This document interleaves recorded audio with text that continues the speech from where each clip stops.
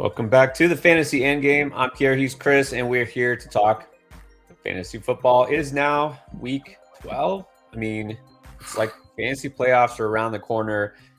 Some people may have already clinched the playoff spot. If so, congrats to you. And we've heard in the chat, like on Saturday, our live show, some people talking about being, like 8-2 and 9-2 now, and I mean, look, we're not taking credit for your success, but hopefully we help in some way, and hopefully we can continue to help you because, look, the battle has just begun.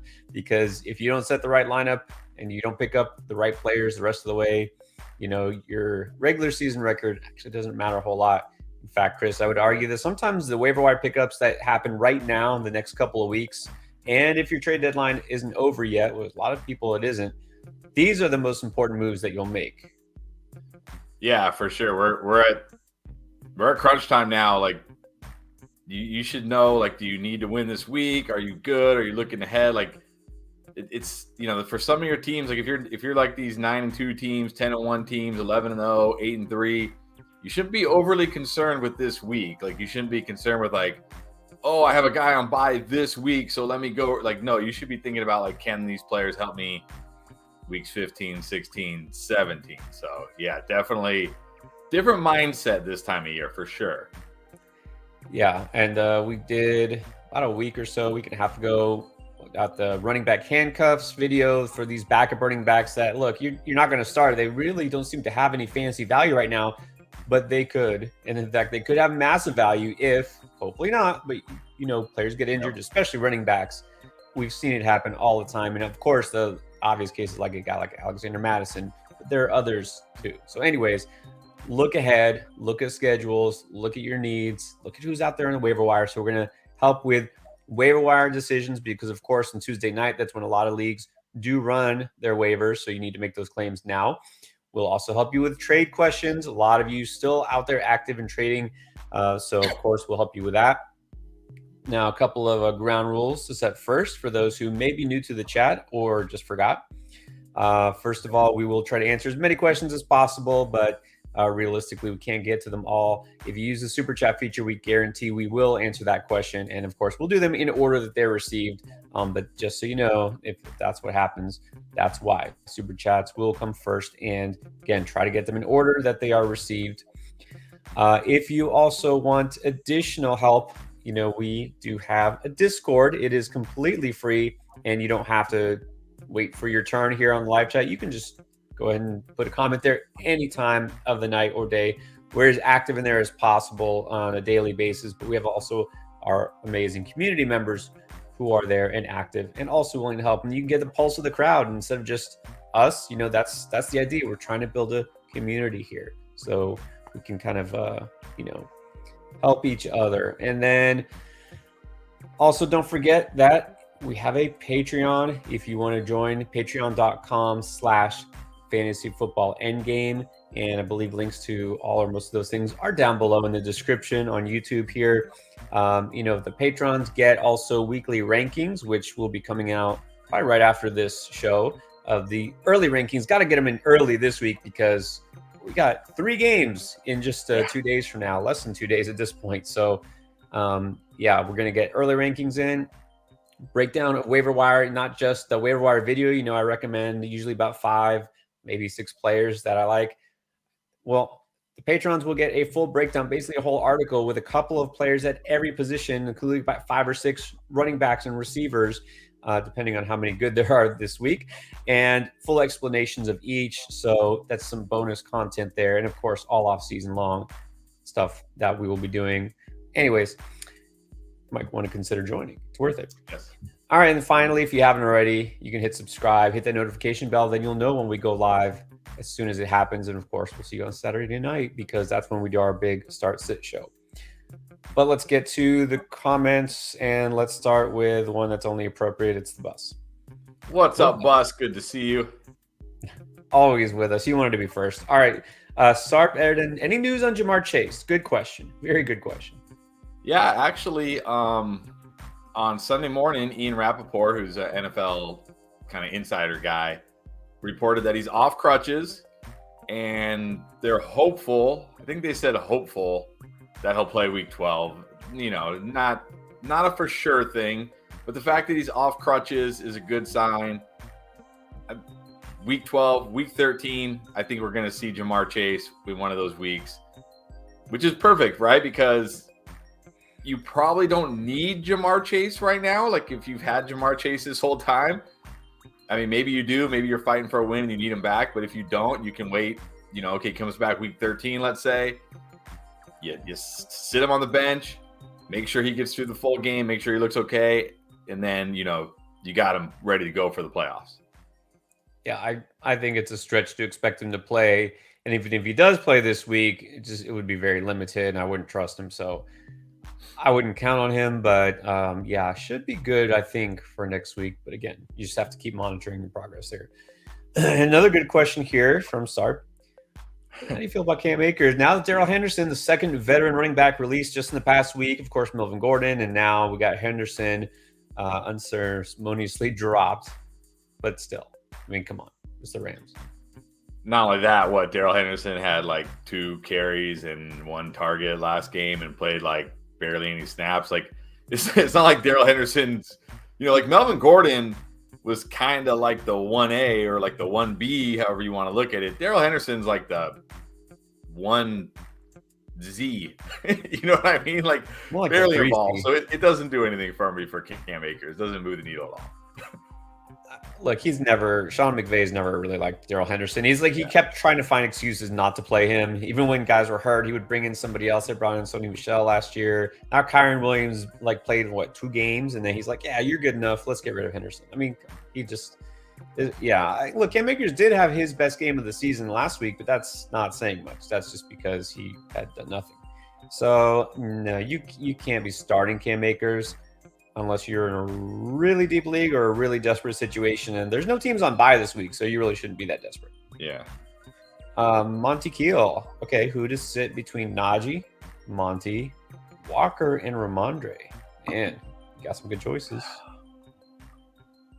I mean, I'm guessing you only have to sit one. Yeah, it doesn't say. Well, okay, I guess we'll go in order. Who are the 2? I mean, I feel like you have to start Walker. Got to start Walker. I feel good about Ramondre this week in a good matchup. We know he's at least going to catch a ton of passes. It's close for me between Najee and Monty. Monty in a tough matchup this week. Najee in a kind of average-ish matchup, so neither one in a great spot. I think if Jaylen Warren is out, I'm going to give the slight edge to Najee because, I mean, last week, 92% of the snaps, 20 carries, 6 targets, and that's with Jaylen Warren playing, like a quarter and a half or whatever it was. If Jaylen Warren is out, Najee's going to play almost every snap, going to get a ton of targets. He's looked good. His matchup's a little bit better. So if Jaylen Warren's out, I'll go Najee. If not, I'll go Monty. Yeah, and to me, Walker's a no doubt you have to start him, especially this matchup. I mean, he should crush. I honestly might have him as a top 5 running back this week. Ramondre, I think, is number 2, like you said. And then, yeah, I think if you do need a 3rd running back, which I'm not sure if you do, I would go Najee. I actually really like all these guys this week. I like Monty pretty much, but I put him 4th. So you can sit Monty, given your choices. Here's an interesting one. Bronson, do I trade Zeke for Mike Evans or Amari Cooper? Either one. Either one. I'd probably slightly prefer Evans. He's got a nice rest of the season schedule. Like, we know he's got Brady for the rest of the season. I think the Bucs are going to be much better offensively in the second half. I know it's easy to look and say, ooh, Deshaun Watson, but we really don't know what Deshaun Watson we're getting. We haven't seen Deshaun Watson throw a football in a real NFL game in over a year, like a year and a half. So I feel, I mean, I would do it for either. Like, if the guy said, no, I'll only trade you, I'll only give you Cooper for Zeke. Okay, fine. I'll take Cooper. Yeah, either one, honestly. This is a great way to, I guess, sell high on Zeke because he scored last week. I mean, yeah, the name value, I guess, does wonders sometimes. Yes, do it for either one. I prefer Evans as well, but even though I know Cooper has shown a higher ceiling, on a weekly basis, but Evans, you know what you're getting. He's rock solid. So, yes, try Evans first. If not, do it for Cooper. And then Chris, yes, I think we just answered this in the Discord. He's nervous about Dalvin Cook against the Pats. I get that, but he's one of those guys that you almost can't bench.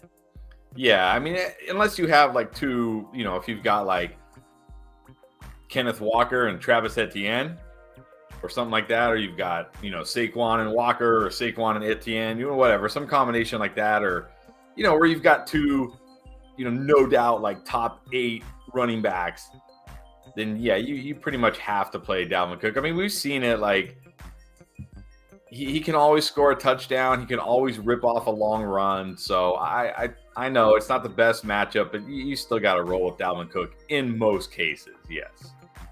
Yeah, and I'm trying to remember because this was not that long ago. I just saw this and in the chat. And I think his options were it was like David Montgomery or like Cortland Sutton and like some different guys. Yeah. It was it was nobody I would start over Dalvin Cook. All right, first super chat here goes to Royland Roundtree Garcia. Thank you. Deep at receiver, but must win and half PPR. Would you package together Kittle and Waddle to trade for, I guess, the Friar Goat plus Henry or Jacobs getting a running back? Well, no, I think he's saying Freiermuth, then either Henry or Jacobs. or wait, is he saying or Hurst? Oh, so he's saying Freiermuth and then either Henry or Jacobs, or Hurst and Chubb or Mixon? I guess those are the options. Either Freiermuth to replace Kittle at tight end and one of those running backs, or Hurst with one of those running backs. Or Kittle for Pollard. I mean, I don't know who your other tight end is, like who you would play at tight end. Like, are you going to go to the waiver wire and have to grab like Foster Moreau or somebody like that? I don't know if I really want to do that. I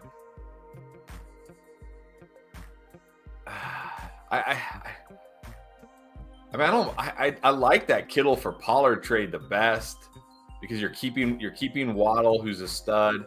Again, as long as you have a decent backup option at tight end, like, I don't know how shallow your league is. Maybe there's still guys out there, I don't know, but that's the one I'd probably prefer. I think if you did Kittle and Waddle and you got, Henry, you got Freiermuth and Henry, I'd be okay with that too. Yeah, I think Kittle for Pollard would help you. Obviously, you need running back help, what it sounds like here.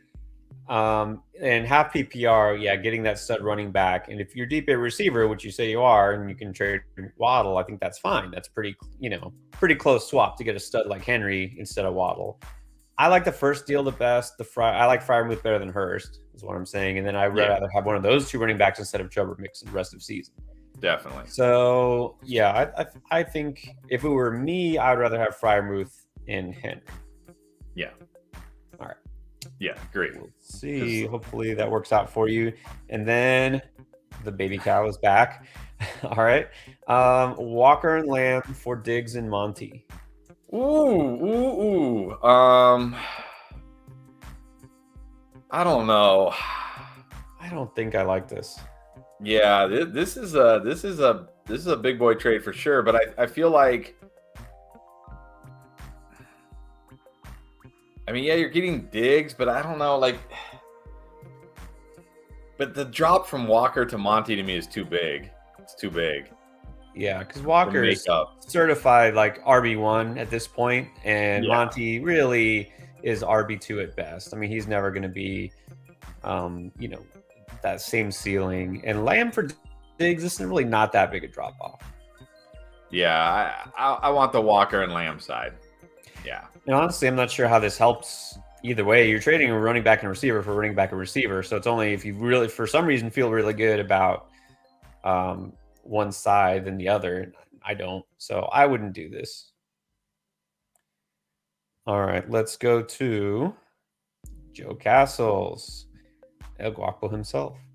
Campbell or Burks in the flex. Interesting. Two guys that have come on lately, some strong waiver wire pickups. If you got a flex one this week, you go Treylon Burks or Paris Campbell.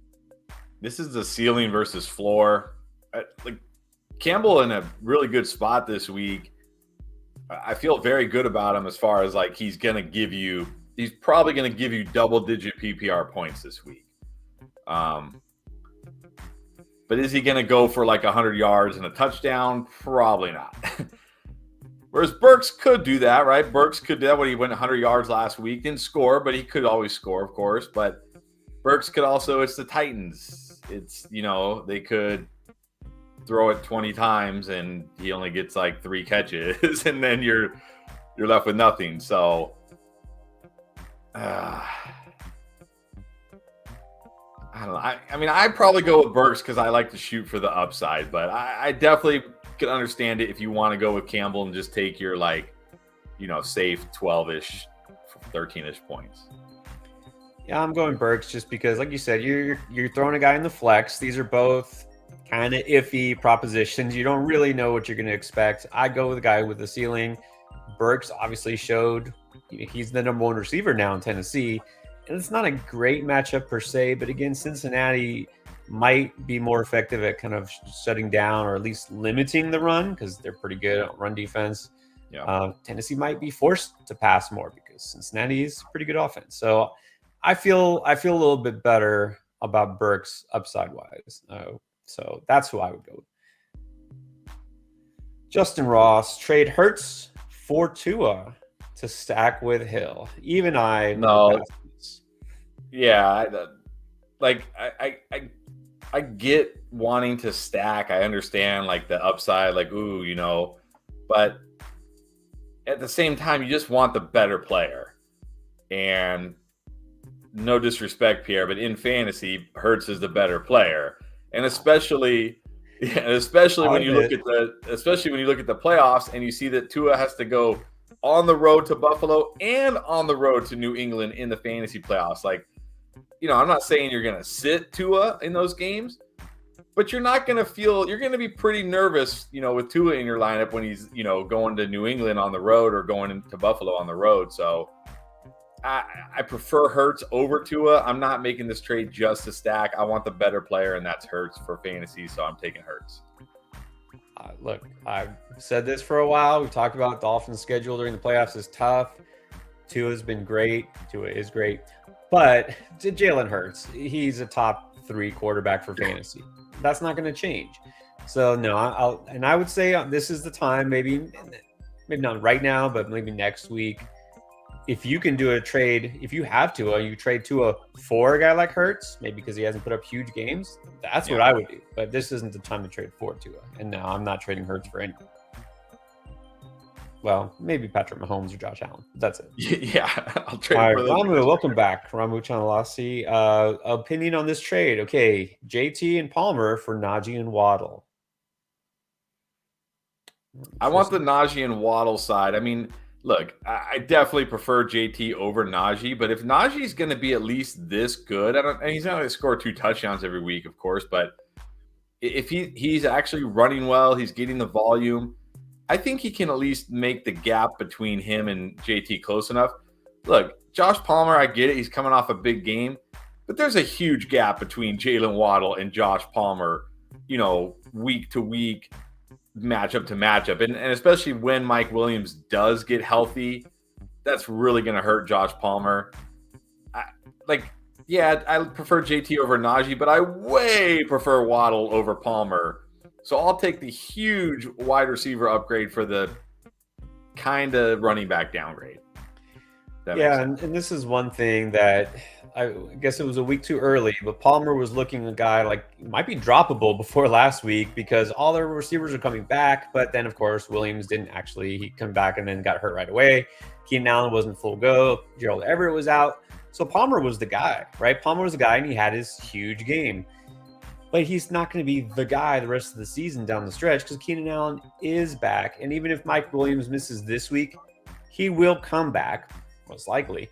And Gerald Everett might be back. So this is still a good time to trade on Palmer. And, of course, I'd much rather have Waddle. And look, Najee is looking like the Najee that we expected, or at least close. So, yeah, I would do that. And he's saying that he would start Pollard and Wilson. He got Jefferson and Waddle. Who should I flex? I guess Najee, Higgins, or Watson. If you got T. Higgins, you have to start T. Higgins. Yeah, well, see, now that I look at your team, I mean, because, okay, so if you don't make this deal, you're going to be starting JT and Pollard with Jefferson and Higgins as your wide receivers, and then you're going to be flexing either like Watson or Wilson. I think I like, because right now you're going to have like Najee or Wilson is going to be on your bench, or Higgins. You know what I mean? Like, you're not even going to play Najee. Are you? I mean, maybe you're going to play Pollard and Najee and flex Higgins.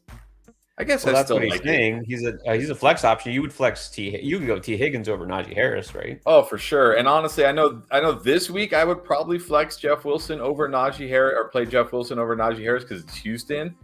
But Jeff Wilson also has to go to New England and also has to go to Buffalo with Tua in the fantasy playoffs. You're not going to feel very good about Jeff Wilson in those matchups. Whereas Najee Harris has a great playoff schedule. Like, you're going to want to start him every week. So I think I still do it, because now you're looking at Jefferson and Waddle as your wide receivers, or Jefferson Higgins as your wide receivers with Waddle or Higgins in the flex, and you could start Pollard and Najee. Yeah, I still do it because I think it makes your team just a monster. Yeah, I mean, just generally speaking, you'd rather count on a guy who is a stud at receiver than running back. It's just safer, but also, look, Jeff Saturday has taken over the team for 2 games, and JT has been great. But still, like, it's not guaranteed he'll be JT of like the whole rest of the season. I feel pretty good about, Jalen Waddle and keeping that target share. Anyways, see how this works. You got a good team there. Yeah. All right, let's go to the next one, which is Joe Guerrero. Welcome back, Joe. For rest of the season, who should I keep? Henry, Jacobs, Walker, or Etienne? Looking to trade one for a receiver because you got Diggs, D-Hop, and HB. Who's HB? Harrison Bryant. He's not, I mean, if you're playing Harrison Bryant as your wide receiver 3, you need to upgrade. That's for sure. I'm gonna say Jacobs is the guy I trade because he has the toughest playoff schedule of these guys. I mean, let me just make sure, but I'm pretty sure when I did this research, Jacobs has a pretty tough schedule. But let me just check. I don't want to steer you wrong here. Jacobs he goes New England in week 15. That's brutal. Pittsburgh week 16, which is like a middle of the road. But look, TJ Watt is healthy now. That run defense is going to get better with TJ Watt. And then he's got San Francisco week 17. Those are like 2 of the 3 worst run defenses you could face. Since you got Henry, you got Walker, you got Etienne, you can par with Jacobs. Jacobs has a lot of value right now too. So he's a guy, he's the one I would be trying to trade away to go get a stud wide receiver. That's the same thing. Look, I'm not parting with Henry as long as he's upright, keeping him. Walker, love Walker, and his schedule is really pretty good too. So between Jacobs and Etienne, yeah, I agree. Jacobs is a guy I'd be trading away. I'm still trying to figure out HB at wide receiver. And then just real quick on Etienne, he's got Dallas and the Jets. That's not great, but then if you make it a championship, you get Houston. That's what you want. If you make it a championship with Etienne, like maybe you don't have to start Etienne because you got Henry and Walker. But then you get to the championship; those guys carry you to the championship. And Henry, I think, is a tough matchup in Week 17. You just put Etienne in there and smash against Houston and win your championship, no problem. There you go. And look, he's your 3rd running back, really, anyway. So it's not like you're counting on him to get you there. But Dan Henry, remember Dan last week asked about should you stash Rachaad White and take the 0? He took our advice. Got Rachaad White, 1 by 40. All right. So, there you go. Wow, nice. So he's your 4th running back rest of the season. No, he's your 3rd running back. Okay, so he's saying who should he have as his 4th, Latavius Murray or Damian Harris? I think I give the slight edge to Latavius Murray only because Damian Harris probably going to, unfortunately, be behind Ramondre Stevenson. And I was looking at it today because I was like, oh, should I even make claims for Latavius Murray in my leagues? Like, is it even worth it? But then I looked, and here's Latavius Murray's schedule. He gets Carolina this week. That's a great matchup. Baltimore next week. Okay, that's tough. But then he gets KC, Arizona, Those are smash matchups. Well, smash as a matchup can be for Latavius Murray, I guess. Then the Rams, that's tough. But then it gets KC again in week 17. So Latavius Murray could actually have some really usable weeks here. And it's him and Marlon Mack. So I feel better about Latavius Murray at least getting the touches. Right. So I'm going to go with Murray. Same type of runner. I know Damian Harris, obviously a little younger and a little bit better, but Latavius Murray now has the backfield to himself for whatever that's worth. And Harris is going to be getting fewer touches, but also Harris just keeps getting banged up. It just seems like he's never right for an extended period of time. Yeah. So I go with Murray. I'm glad you said it's non-PPR. That definitely helps both those guys to have value. Usually for touchdown upside. Yeah, I go Murray. But congrats on getting Rachaad White. Yeah, and winning. Yeah, rise above anything. What's up? Always very active in the chat. Traded Justin Jefferson for Burrow, Mixon, Metcalf, Olave. You got all four of those guys and received Pierce. The guy wanted Jefferson that bad. So you got Burrow, Mixon, Metcalf, Olave, and Pierce. So you got basically his entire team. I mean, I don't like trading away Jefferson, but if you're going to get back all these pieces, I mean, assuming you can start all these guys, I'm hoping because that's the thing sometimes, right? It's like, okay, you got 3 guys back, but you can only start 2 of them, and one guy's just going to sit on your bench, so it's really like you only got 2 guys back. But I mean, if you could start I'm guessing you can start mixing every week, but if you can start Metcalf, Olave, and Pierce, and I'm assuming Burrow's probably better than whatever quarterback you had. So, I mean, if you're going to trade Justin Jefferson, this is the way to do it. I don't know what that guy had. He could afford to give away all those players, but okay, maybe just a Vikings fan or something. Oh wait, that's not the one. But let's do this one. Start with another comment. Gerald Everett, David Njoku. I'll go Njoku. I mean, I think if Everett plays, you got to play him. It's Arizona. Like we saw it last night. Like they're so bad against tight ends. They're so bad against tight ends, and that's true. That's why I had Kelsey as a boom because he's playing Arizona. I think I got to go Everett if he plays. Just worry about him being healthy. It's a growing issue, and that's something can linger and affect it. If he's full clear, then he does have the better matchup. I'd be kind of nervous, but we'll see. Okay, this is the one I was trying to get to. Viper Bite. Drop Pacheco for Latavius. No, I'm not dropping Pacheco for Latavius. I'd rather have the starter running back getting all the touches in the Chiefs offense rather than the Broncos offense. Plus, Pacheco's a rookie who looks fast. Latavius Murray at this point of his career is kind of just a plotter, right? He's not going to rip off long runs or anything. So I'm keeping Pacheco. Yeah, Pacheco's definitely got more upside. I mean, we talked about a guy, Damian Harris, who's kind of the 1B. Pacheco's it now. Edwards-Helaire wasn't touching the ball. Now he's hurt. You saw he just went for 100 yards. I like Pacheco better than Latavius. All right, James Flore and I keep hitting the wrong thing. Rated my trade, 12-team, 1 PPR. Traded Swift and the Sun God for Mark Andrews. I'm gonna say a seems slight like a lot, but what's that? It seems like a lot. It seems like an overpay, but honestly, I think I'm out enough on Swift that I feel like you're just trading a stud receiver for a stud tight end, and I think if you can afford to lose Amon-Ra, then I think this is okay. Yeah, if it was just a Amon-Ra for Andrews, I'd say yeah, fair deal, totally fair. The worry here is that yes, right now and maybe for the rest of the season, Swift is unusable.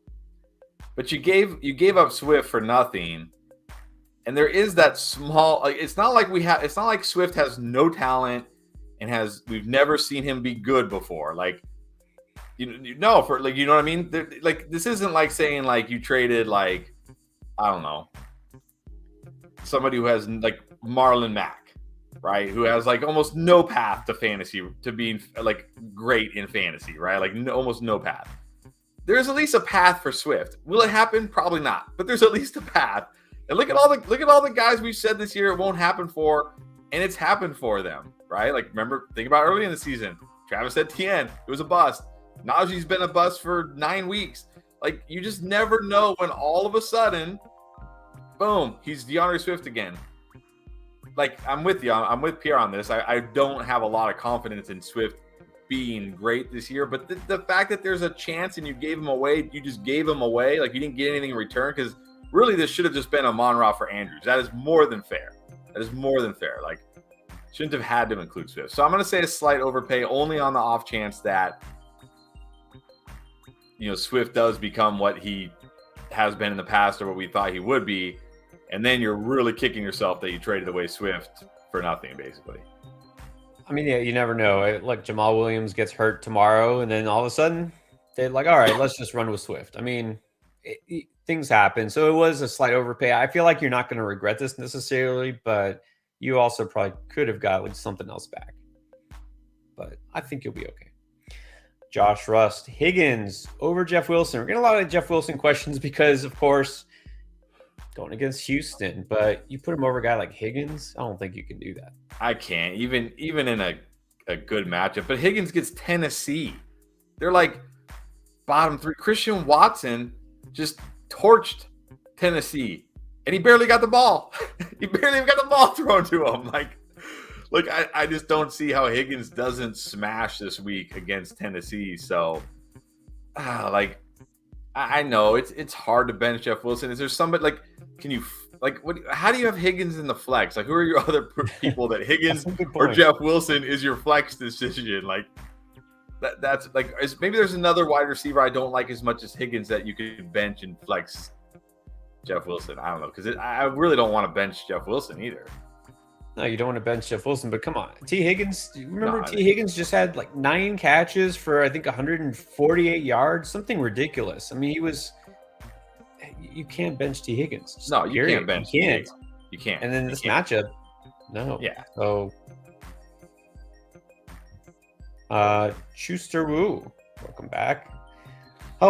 Drop one each. The Fletch icon. The Fletch, we can't forget the Fletch. Wait a minute, you have to drop these guys, Etienne, Walker, or Pollard. You have to drop one of those. What? And then CD, Higgins, Olave, or Gabe Davis. Why would you need to drop any of these guys? Yeah, why do you need to drop one of these guys? I mean, if you have to drop one, you drop Gabe Davis, right? Like, yeah. I'm not dropping any of those running backs. I'm definitely not dropping CD. I'm definitely not dropping Higgins. And you don't really want to drop Olave coming off a big game, because it's more than likely he's going to be scooped up because he's just coming off a big game. Gabe Davis hasn't really had a big game in a while. I'm guessing this must be an extremely shallow league if you have to drop one of these guys. And usually in shallow leagues, people aren't going to pick up a guy who hasn't done anything recently. So to me, Davis feels like the safest one to drop that could still be there next week for you if you need him. I mean, if you're dropping him, obviously not. This is a great way to start Gabe Davis because he goes against Detroit, but obviously you're not going to start him if you have CeeDee Lamb, T. Higgins, and Olave. I mean, this is weird, but I don't know. You're going to have to explain why you have to drop these players. But yeah, definitely. If you have to drop a receiver, it would be Gabe. And if you have to drop a running back also, then I guess it would be Pollard. Yeah, man. But you really want to drop Pollard right now? Jeez. All right. What's up, Tristram? Yeah, that's what we thought. But no, he is technically on. I guess he was on the Denver practice squad, and now he's just the backup. Well, yeah, Edmonds is hurt. Melvin Gordon is gone. He's the next man up. Well, behind Latavius. All right, Aiden Gossett. Oh, are you going to start Najee over Aaron Jones this week? This is close. This is pretty close for me. Again, if Jaylen Warren is out, I will start Najee over Aaron Jones because, again, he's going to get all the work. He looks good running the ball, and we know he'll get catches. Right? He'll get catches without Jaylen Warren there. So I think I go, if no Jaylen Warren, I'll go Najee. Otherwise, I go Aaron Jones. Yeah, there is some concern about Najee. About Warren not playing. Aaron Jones, it's tough to sit him because you know that any game he could go off. Yeah. And even though you look on paper, it's a tough matchup with Philly, but Philly's run defense, look, that's the way they go out and sign all these guys like Sue because their run defense was bad. Yeah. And I don't think that's necessarily going to fix the problem. Right? They're putting a Band-Aid. He's not going to be ready to come in and dominate, right? Just because he was signed off the street. So I think I'm still going to go Aaron Jones because of, his big playability. They're going to lean on him a lot, I think. So I'm going Jones, but it is pretty close here. I feel like Najee will have a good game, but now this here's an interesting general question. Alex B. How do you feel about the last place team having a fire sale and trading away their best players for nothing? I mean, nobody should be trading away their best players for nothing, whether they're first place or last place. But also, I've always had a thing like when I'm out of it, I don't trade anymore. I don't make waiver claims. Like I'll pick up guys like after the waiver wire processes, and you wake up the next day or whatever. I'll go grab guys, because you don't want to just quit and like not say your lineup. But yeah, I really have a problem with like teams that are out of it making trades. It just seems very shady. Okay, so look, if you're in a dynasty league, then there's such a thing as rebuilding, right? The teams who are in last place, they're out of it. You trade because you get draft picks back. You get picks, and that makes sense.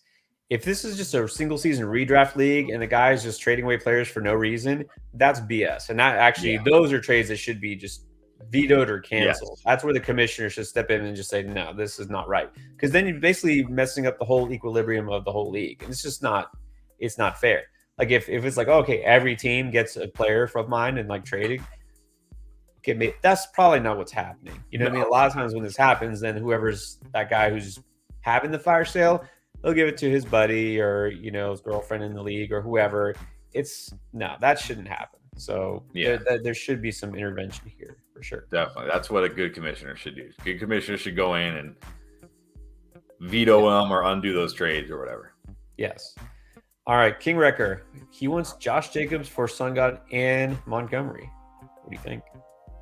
I mean, yeah, I think I do this. Like, you're getting Sunga, which is great, and you're getting Montgomery, who should be pretty good rest of the season. So, and again, talked about it. Like, New England, Pittsburgh with a healthy TJ Watt, and San Francisco. Those are your playoff matchups for Josh Jacobs. Like, not saying Josh Jacobs is going to bust every single week, but you can't expect huge Josh Jacobs games when those are the teams he's facing. So, I think I take Sunga and Montgomery, especially if you need wide receiver help. Yeah, you get these two players. I'm definitely doing that deal. Feel pretty good about Monty. Obviously going to get increased workload. And look, if Justin Fields misses time, that's good for him. That's good because he's going to get a lot more carries, maybe more, receptions. So I think he'll be fine.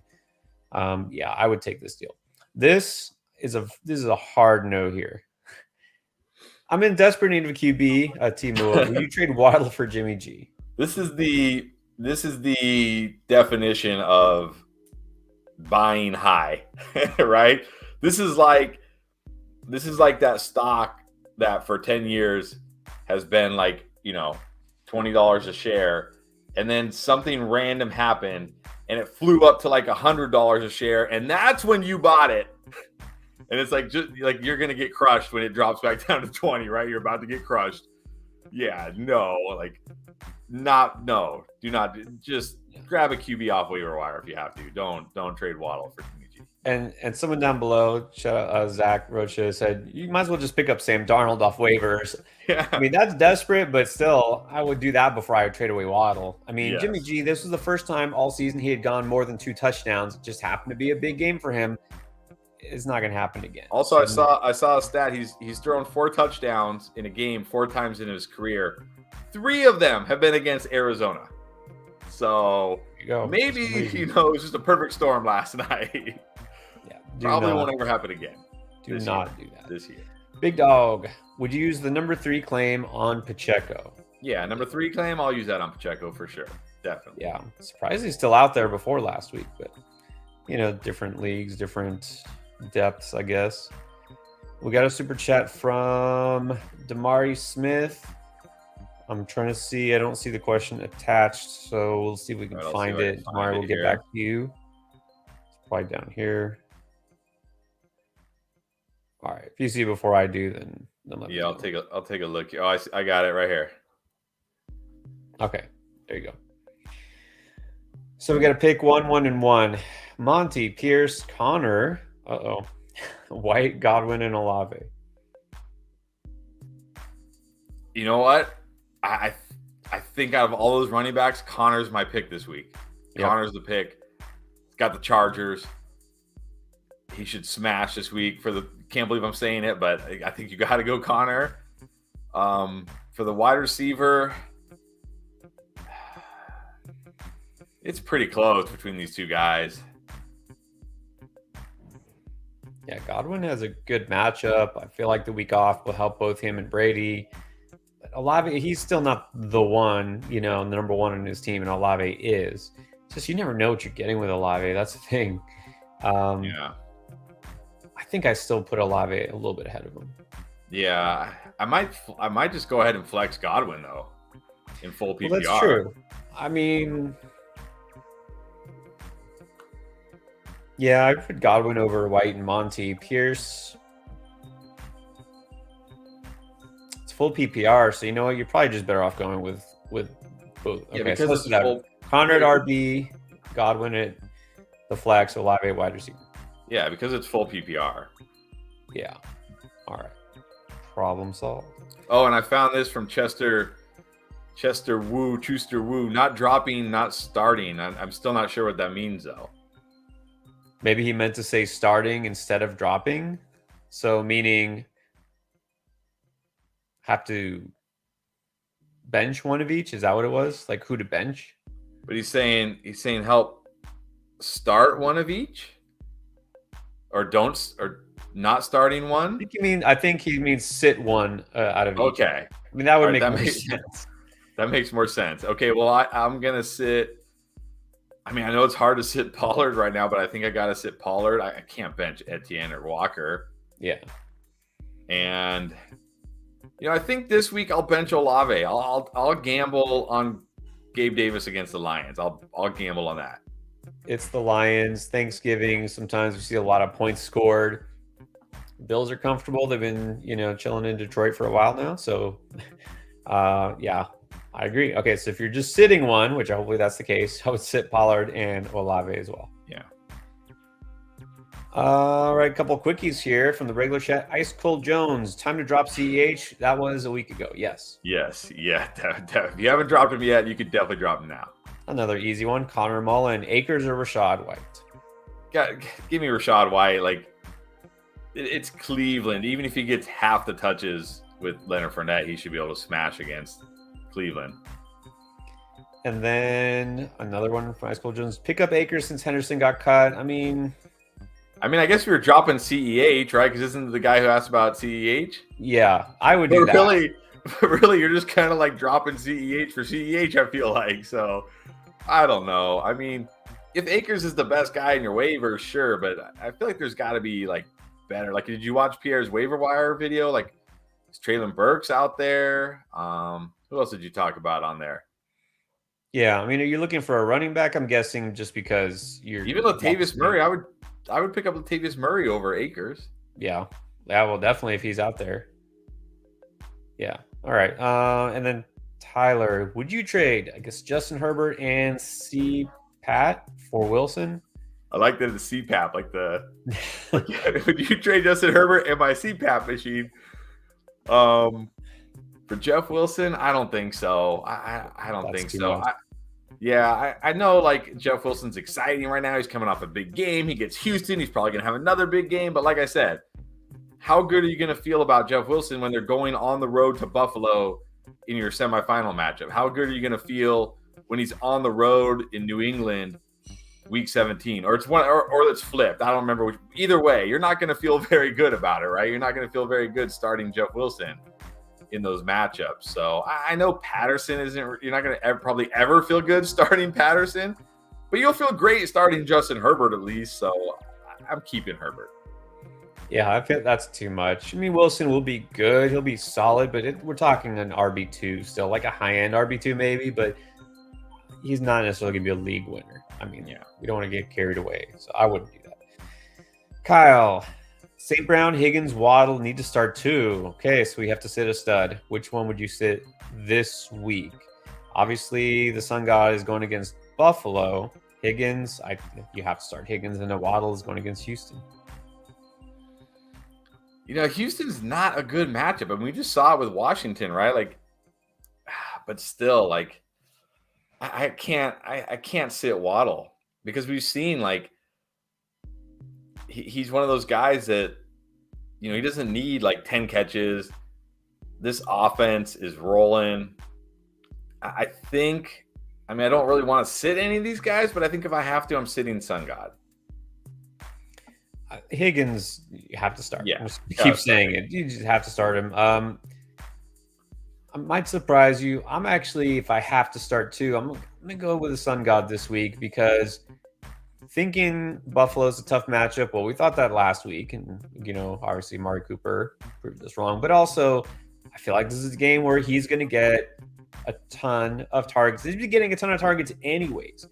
Houston is a defense where, again, we're so big on Jeff Wilson this week because they can just run over that defense. And I do like the pass offense as well, but I think there's a higher ceiling for St. Brown. I feel like he could just be in line for a huge game.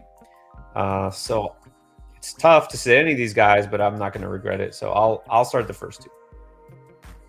All right, the General is back. General Bacon. What's up, General Bacon? It's been a while. All right, well, we're not doing start sit, but we'll do start sit, right? The start sit we do on Saturday, guys. If you don't know, we do that Saturday evening, but why not? All right, and this defense question, no less. Washington against the Falcons or the Vikings against the Patriots? Got to go Washington against the Falcons. Way better defense. Great matchup against the Falcons. Yeah, like definitely Washington. Definitely Washington. That defense, look, that's why they're winning. It's not, Taylor Heineke gets some credit for being the quarterback, not because of him. It's not like there's amazing offensive output. Their defense has been really good. And now they get, I think they're getting Chase Young back, right? Maybe this week. It sounds likely, yes. I mean, we don't know how much he'll play, but still, that defensive line has been a monster even without him. So, right. Christian, is Hollywood Brown worth picking up if he's on the wire? Yeah, he's worth picking up in like an 8-team league, let alone a 12-team. If he's on the waiver wire, he's number one priority for sure.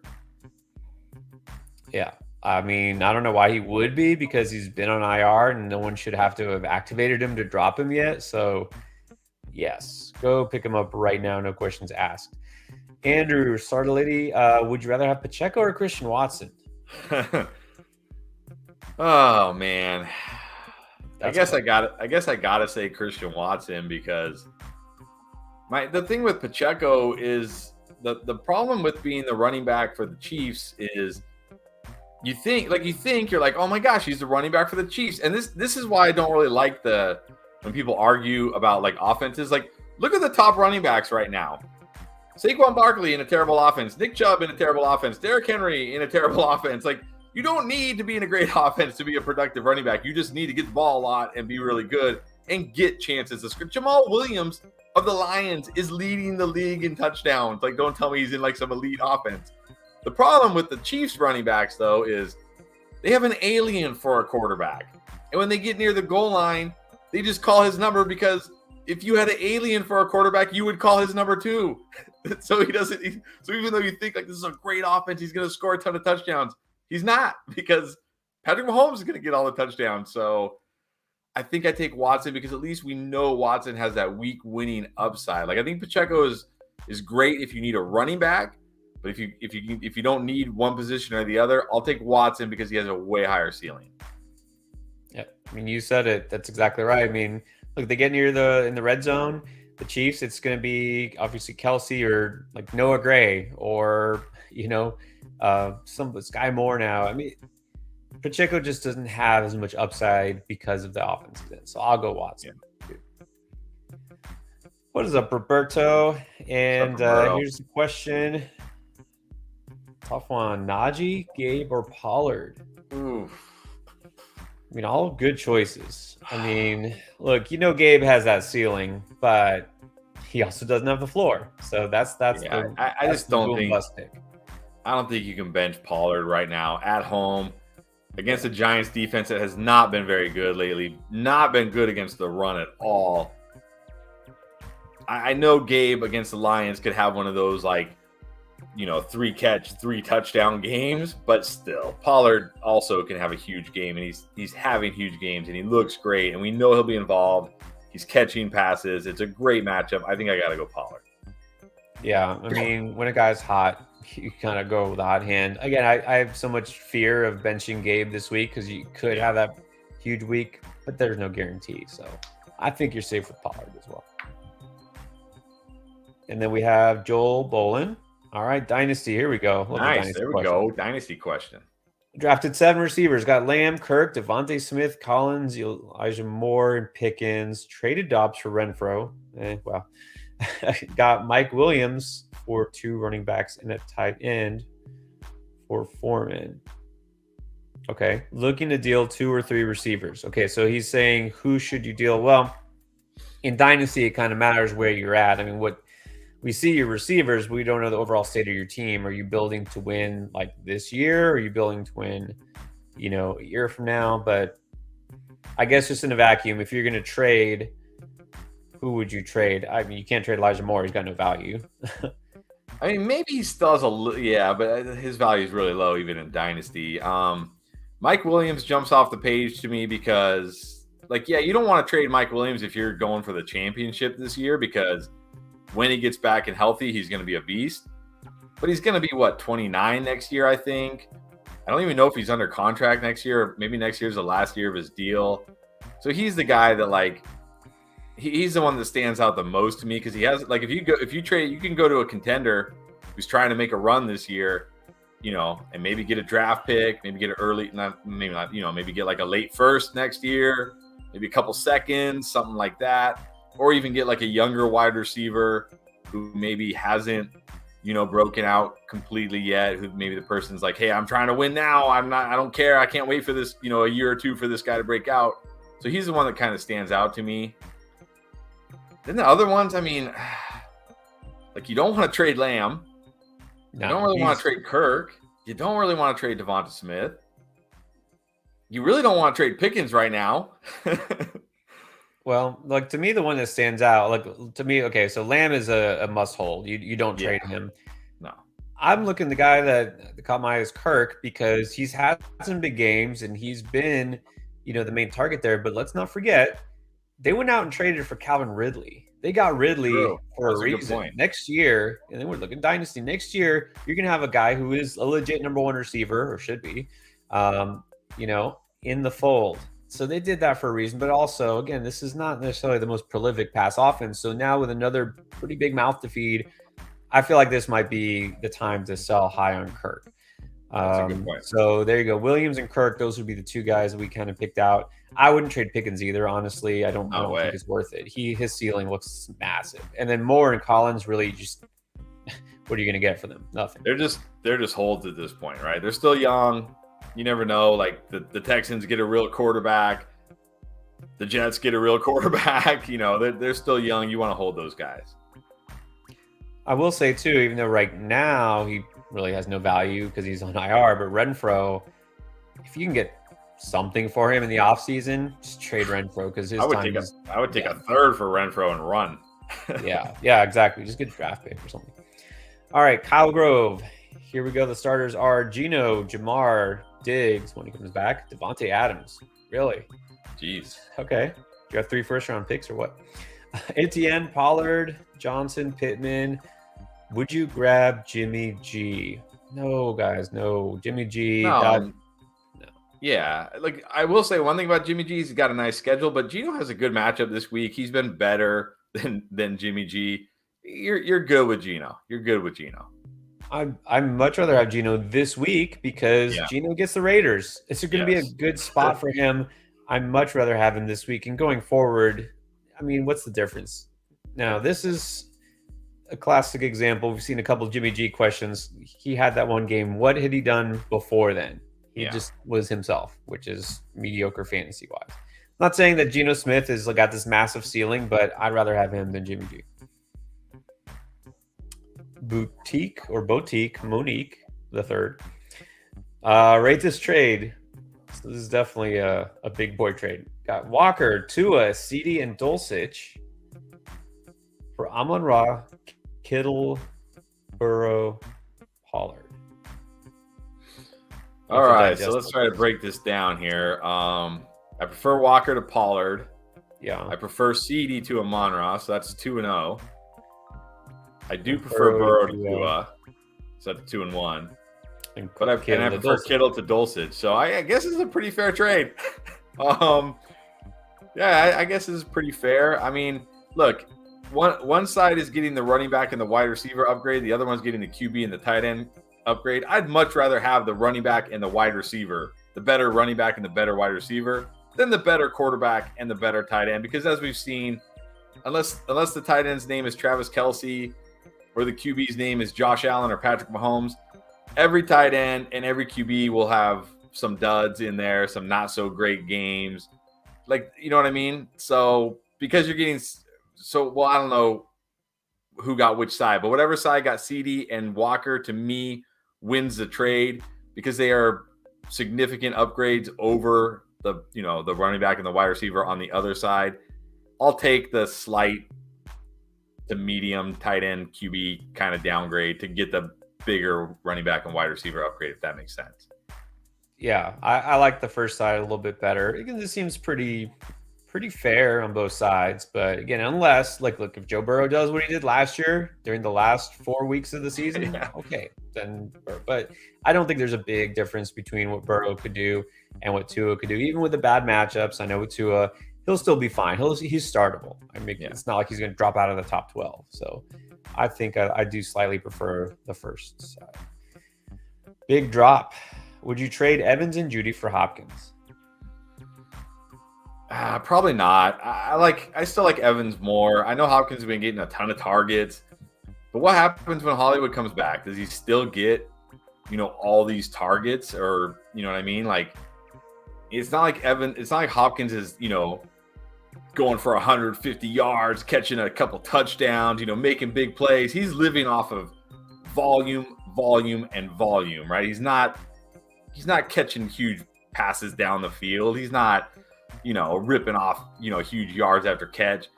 And if that volume goes away, if it drops even a little bit, so will his fantasy points. So I'm still a little nervous for Hopkins when Hollywood comes back and is healthy. Rondell Moore, we don't know about his status after last night. Maybe he'll miss. Maybe that'll help him. And now Dortch might be banged up too. So maybe it'll just be like, it'll just always work out for Hopkins this year somehow. But I still prefer Evans, and I think Judy will be okay too. So I'm going to take the Evans and Judy side. Yeah, Judy doesn't really make a big difference in this deal, but I think I just prefer Evans over Hopkins the rest of the season. Close, but I don't think this is really an upgrade for you. Again, looking forward. Cameron wants to know, got offered Pierce for Ayuk in full PPR. Do you take it?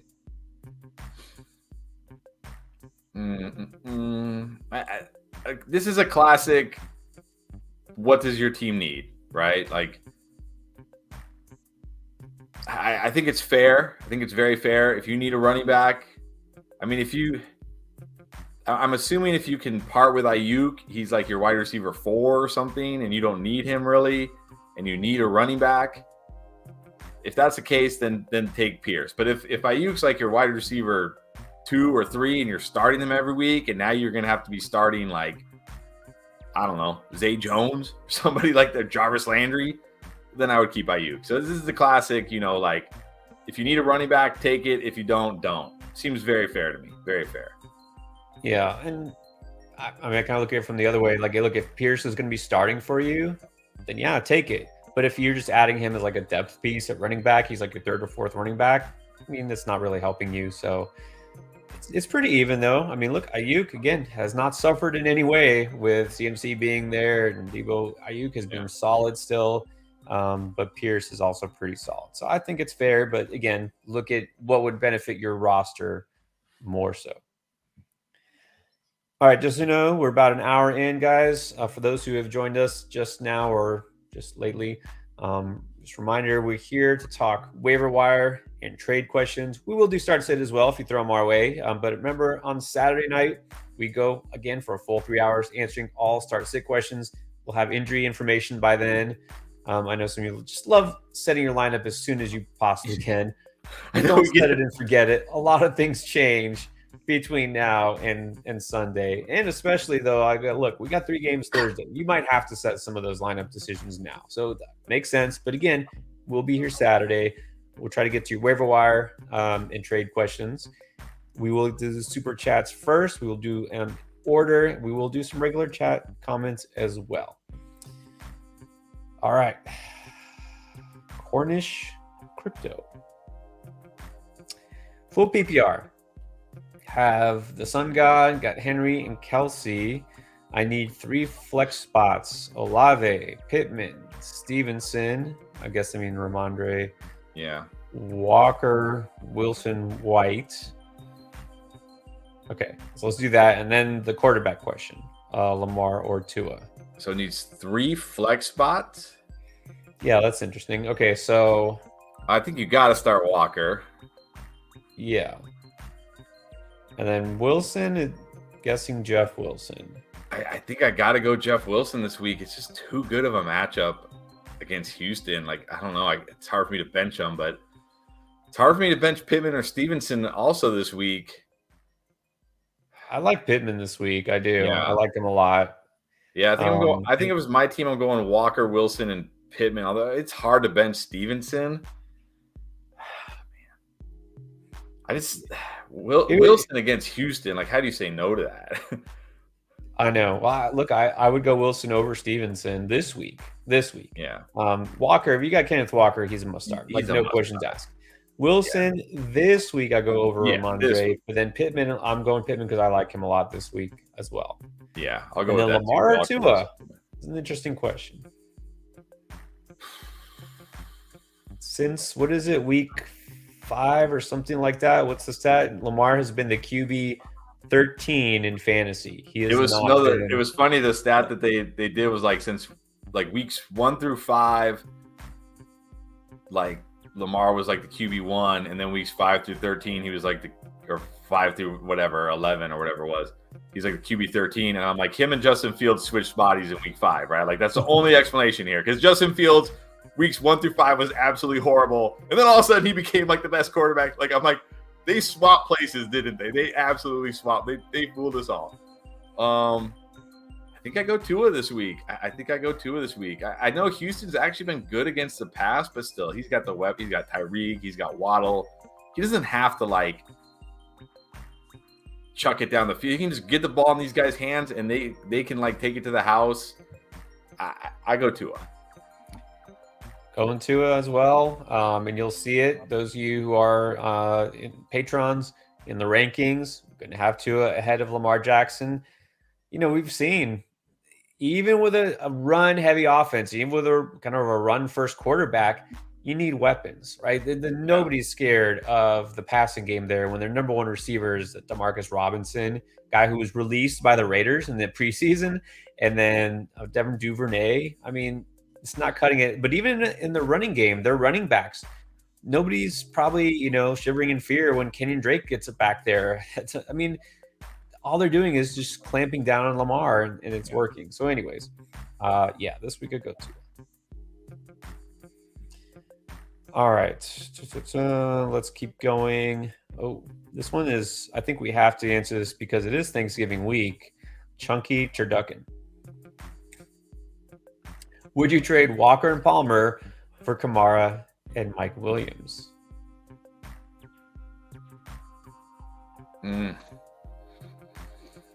This is, man. I mean, I if we could say we know, okay, after this week, Mike Williams is going to be good. I mean, yeah, you would want Mike Williams over Palmer. I wouldn't want Kamara over Walker, but that's the thing. That's the thing here. Like, I have no doubt that Mike Williams will at least be healthy by the fantasy playoffs. But do I want to go from Walker to Kamara? Because that feels like a big downgrade right now. Which is, I know you say you're safe to get the playoffs, and Kamara does have a pretty good playoff schedule, but I don't think I can do this. It's too big of a downgrade for me at running back. Like even in the fantasy playoffs, that good schedule Kamara has, like, what outside of that 3 touchdown game, what has Kamara's ceiling really been this year? Right? What has it really been? Like, he hasn't had those huge games. I don't think he's going to be a guy that you go like, wow, Kamara, he led me to a championship this year. He's just going to be a guy that, like, okay, cool. He got me like 15-ish points, 17 points. I think I got to keep Ken Walker. He just feels like a league winner this year. He has that feel. Yeah, here's the thing with Kamara. Again, you get stuck on the name, right? You think, well, he did that one year lead people to the championship with 6 touchdowns in the final week. Okay, we were down on Kamara before the season started. We were worried about him. Here's the thing. This year, in PPR, which is supposed to be his strength, right, as a guy who catches a lot of passes, in PPR leagues, here's how he's finished each week. Of course, he didn't play a couple weeks, but 46, RB 40, 8, 10, 14, 1. Okay, they had that 1 week where he scored 3 touchdowns. Last 3 weeks, RB 23, RB 33, RB 18. I mean, startable, but not winning you your weeks and kind of hurting you if he was your RB1. So I wouldn't do this. I actually prefer Walker quite a bit over Kamara. Yeah, same. All right, another appropriate name for this week, Turkey Patty. They trade Waddle for Evans and Swift. I mean, I'd probably do it just because I probably slightly prefer Evans over Waddle again, just because he has a better playoff schedule. I do think the Bucs are going to figure it out coming out of the bye. I think the offense will be much better second half. We know he has that upside. And look, you're getting Swift for free. If it never works out for Swift, big deal. He sits on your bench all year. Okay, well, you didn't lose anything. And if it does, if somehow either injury to Jamal Williams, I don't know, he brings Dan Campbell his favorite box of chocolates and suddenly Dan Campbell loves Swift. Who knows, right? But if it happens, you got Swift for free. So I prefer Evans over Waddle anyways, but getting Swift on top of it just makes it easy for me. So I'll take Evans and Swift. Take Evans and Swift. I mean, Evans and Waddle, it's going to be pretty close anyways. And then also a good point, because we've talked about this a lot, mainly with Tua, Waddle, the playoff matchups. It's true. I mean, take Evans and Swift. Healing Meditation. Keenan Allen or Olave. I guess we're talking start sit. Yeah, we're talking start sit. You got to go Keenan Allen this week. It's the Cardinals. Look at what this 49ers just did to this Cardinals defense. The Cardinals have given up, right? They've given up. They've given up on Cliff. He needs to go. I mean, maybe they'll let him ride out the season, but they've given up. They weren't even like tackling at the end last night, right? They're like, oh, okay, go score a touchdown. We don't care. You got to go Keenan against the Cardinals. It's already started. They're throwing assistant coaches under the bus, and Kyler is, who knows when he's coming back. Yeah. Anyways, point is, I'll go Keenan Allen. Looks pretty good, and maybe he's not actually on a pitch count this week. That would even be better. Yeah. King of You 92. Would you trade DK for Olave? This feels very lateral to me. It feels very like, I don't know. Olave does have a really nice playoff schedule. I will say that. Well, I think the Seahawks might too. But still, this feels like, I don't know.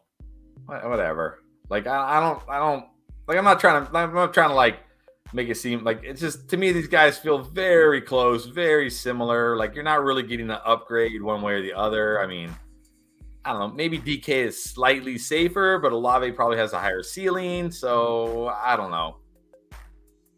Yeah, it's like very close for me, very lateral for me. I don't really have a strong opinion, I guess. It is pretty close. I would slightly prefer DK just because the Saints offense has been so erratic, and we don't know with Dalton, is he going to keep quarterbacking? Now they're talking about getting Taysom Hill more involved, so we're just going to see more of him. And I know, but I'm just saying I feel more comfortable having DK Metcalf on my team and in my lineup. You know, when I watch the Saints play, the thing that really stands out to me is they need more Taysom. That's what they are missing. They don't have enough Taysom. That's their issue. That's the answer to all their problems. Yes. The only prescription is more Taysom. Yes. Moose Knuckle Bugs. All right. That's actually what it says. Is Gerald Everett worth using a high priority waiver position in non-PPR? No, I'm never going to use a high waiver priority on a tight end. I'd rather just... Yeah, no, I'd rather save that for, a potential league-winning running back or something. Yeah, and especially in non-PPR. I mean, he's been fine, but... Yeah, especially in non-PPR. Yeah. And another one from Healing Meditation. Mixon or Jeff Wilson? Well, This week I would go Jeff Wilson over Mixon. Now, I don't think Mixon's going to play. right. You never know. It was a concussion. Sometimes guys do come back, right away from concussions. But even if he plays, they're playing Tennessee. Tennessee is the best run defense in the NFL right now. We saw what they did to Aaron Jones and AJ Dillon last week, just shut them down. Like Aaron Jones had a nice game in fantasy and PPR because he got like 5 dump offs that went nowhere. So he got you like all these free PPR points, but it's a tough matchup. Jeff Wilson against Houston, I would just rather play Jeff Wilson this week, honestly. Yeah, I mean, your decision might be made for you if Mixon doesn't suit up, but keep Wilson in there because even if Mixon does play, like I said, terrible matchup, hadn't practiced all week, I just go Jeff Wilson. Global Tech. All right, so here's a long one. Is this a winning team or do I need to make a trade? You got Jalen Hurts, that's good. Eckler and Etienne, that's good. Higgins, DK, Freiermuth, Pollard, Njoku, Damian Harris, Rashad White, Jeff Palmer, Drake London, I guess Rondale Moore. What do you think? It's pretty balanced. Yeah, I think it's a winning team, but that doesn't mean you can't go make it better. I mean, look, Josh Palmer probably a good sell high right now, coming off that big game. Mike Williams hurt. If you can go out and get, if you can trade Josh Palmer and maybe package him with I'd hate to trade Rashad White right now, but look, you have Freiermuth, package Palmer and Njoku. I know Njoku didn't have a good game last week, but people still think very highly of Njoku because what he did for most of the season. Package Palmer and Njoku to a team who needs a wide receiver and a tight end, which is probably a lot of teams, and maybe they're deep at running back, or maybe even, maybe they don't need a wide receiver. Maybe they need a tight end, and you can get a better wide receiver than Palmer. That's what I'd be trying to do, because that's really, you're good at running back, like Eckler, Etienne, Pollard, Rashad White. You're good at running back. You should be fine at running back. It's wide receiver where you need the help. So package Palmer and Njoku and see if you can get a wide receiver upgrade. That's what I would do. Yeah, I wouldn't mess with your 2 running backs who are starting. Keep those guys. This is the time to trade Pollard high. So if you can trade a Pollard plus a piece, like you said, Palmer would be the first choice. Look, a lot of people, as we've seen, are desperate at tight ends, talking about using their number 1 claim on Gerald Everett or trading for Tyler Higbee, But anyways, yeah, and you can get a stud receiver and you can put him in the flex. That would make your team better. All right, Ben, what's up? Need advice for tight end position. There we go. Have Cole Kmet and Trey McBride. Gerald Everett and Logan Thomas are on waiver. All right, well, there's a player we've been talking about a lot. Let's talk about him again this week. What about Logan Thomas? Yeah, I mean, I like Logan Thomas. I think he could have a good game this week, but he's riskier, right? He's a little bit on the riskier side.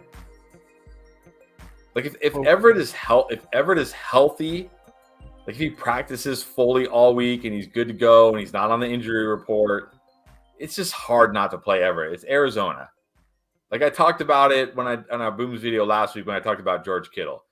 Even whoever the Panthers tight end is had 8 PPR points.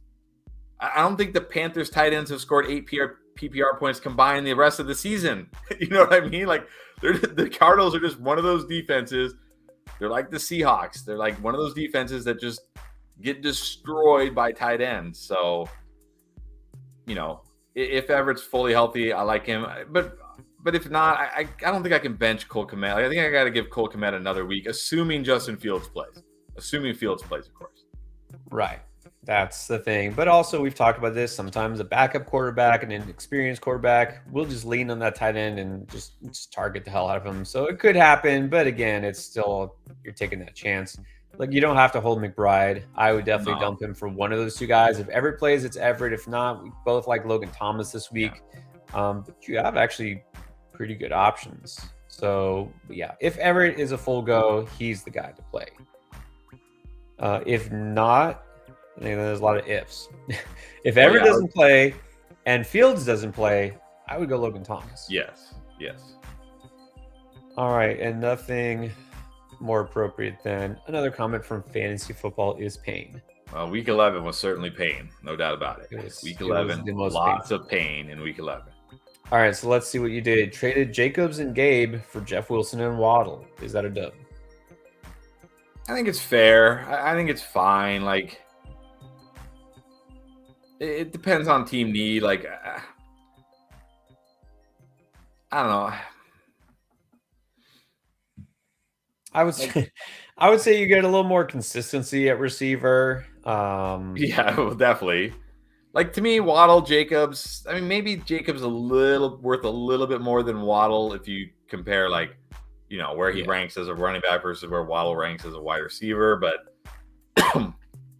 you got Wilson back, and even in tough matchups, Wilson still looks like the lead back in Miami. So, even when he plays those New Englands and the Buffaloes, he's still going to be the guy at least. And Gabe is what he is. He can go off or he can not, not. So I don't know. I think for some reason I'm slightly preferring Jacobs and Gabe Davis, but I feel like it's very close. Well, what might be an issue, and again keeps coming up, and as someone Anthony here just made a comment too, is Waddle still a strong receiver despite the playoff schedule? Because now you're going double down on the Dolphins. You got Wilson and Waddle. True. So you're really counting on the Dolphins to have a good rest of the season. And of course, we keep talking about it. They get to play Buffalo and Green Bay and tough. So it's definitely riskier. I don't think it's necessarily a win or a loss. I think it's fair. I think it's pretty even. You're kind of going all in the Fins, which I admire you for. All right. Seth Sharma, do I start Jacoby or wait to see if Mike Williams will be fine? All right, let's do that first. No, because first of all, Jacoby in a great spot this week against the Vikings, terrible secondary. And look, I'm not risking it with Mike Williams if I don't have to. We just saw last week what happened, right? He came out there, one catch, re-injures his ankle, you don't see him again. So I'd rather just play Jacoby. I think he's going to have a nice game this week, and you don't have to worry about him, re-injuring something. Yeah, and because, again, you can't wait on Jacoby because playing on Thanksgiving, I would just go Jacoby. I think he'll be fine. He's a solid start this week. Yeah. And then Mostert or Judy at the flex. I'm going Mostert again. I don't want to trust Judy coming off an ankle injury if he even plays, in a bad offense. Mostert, I get that Jeff Wilson is the lead, but Mostert still gets touches. I think he had like 8 carries and 4 targets last game before the bye.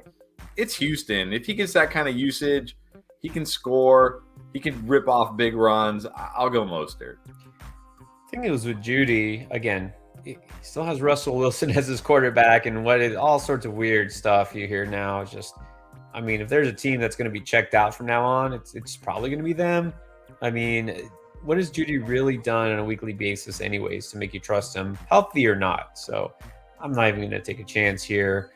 Had a great matchup last week and still barely score. What did they score? 16 points? I mean, it's like, just forget it. Sutton's the only guy I kind of have any interest in. Latavius Murray as a backup running back, he's fine to stash, but no, that's it. Okay, and so your team, look, when healthy, your team is pretty good. You got Josh Allen, Etienne Stevenson, Adams, Mike Williams, if when he gets healthy, Higbee, and Mixon. All right.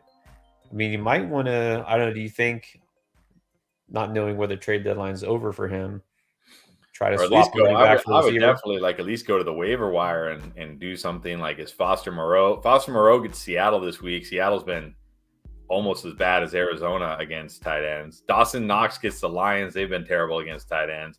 If one of those guys are out there, I would drop Higbee and just pick up one of them.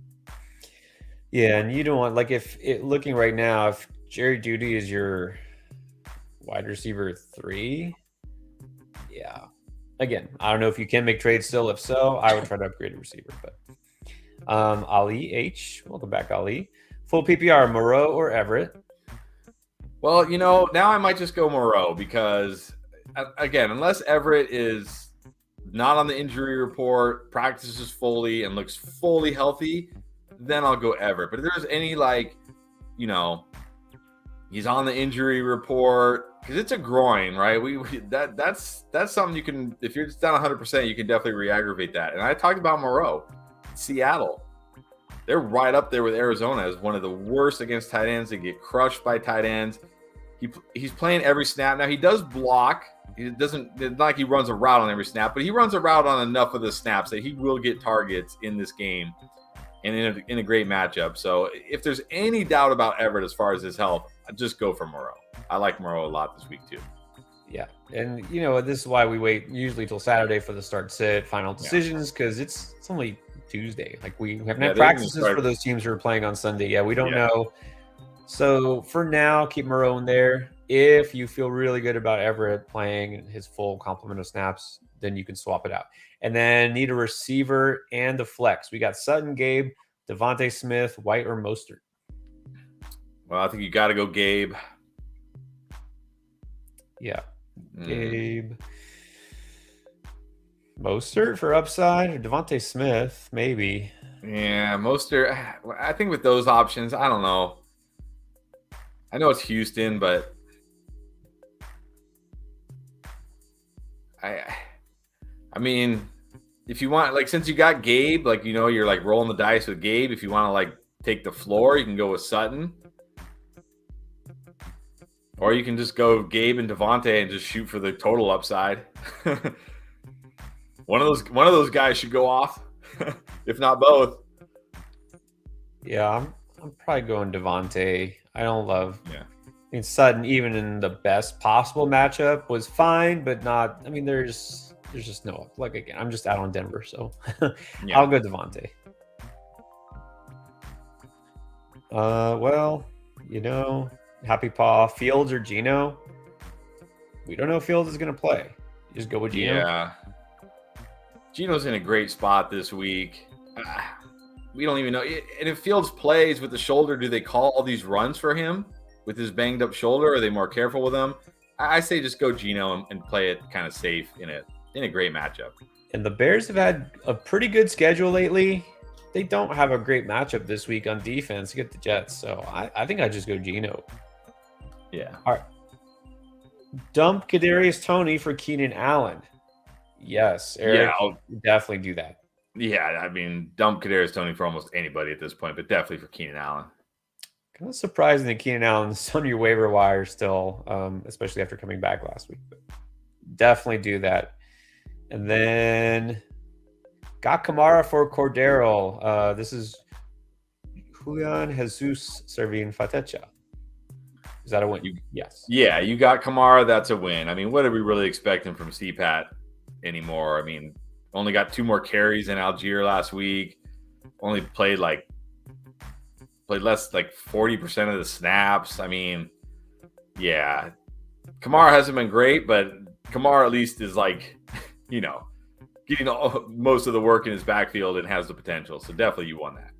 Yeah, definitely won that trade. Good job. High Proof Society. Would you flex Stevenson or Jeff Wilson? Got Chubb and Etienne too. So I guess those are the guys you're starting, which you have to start.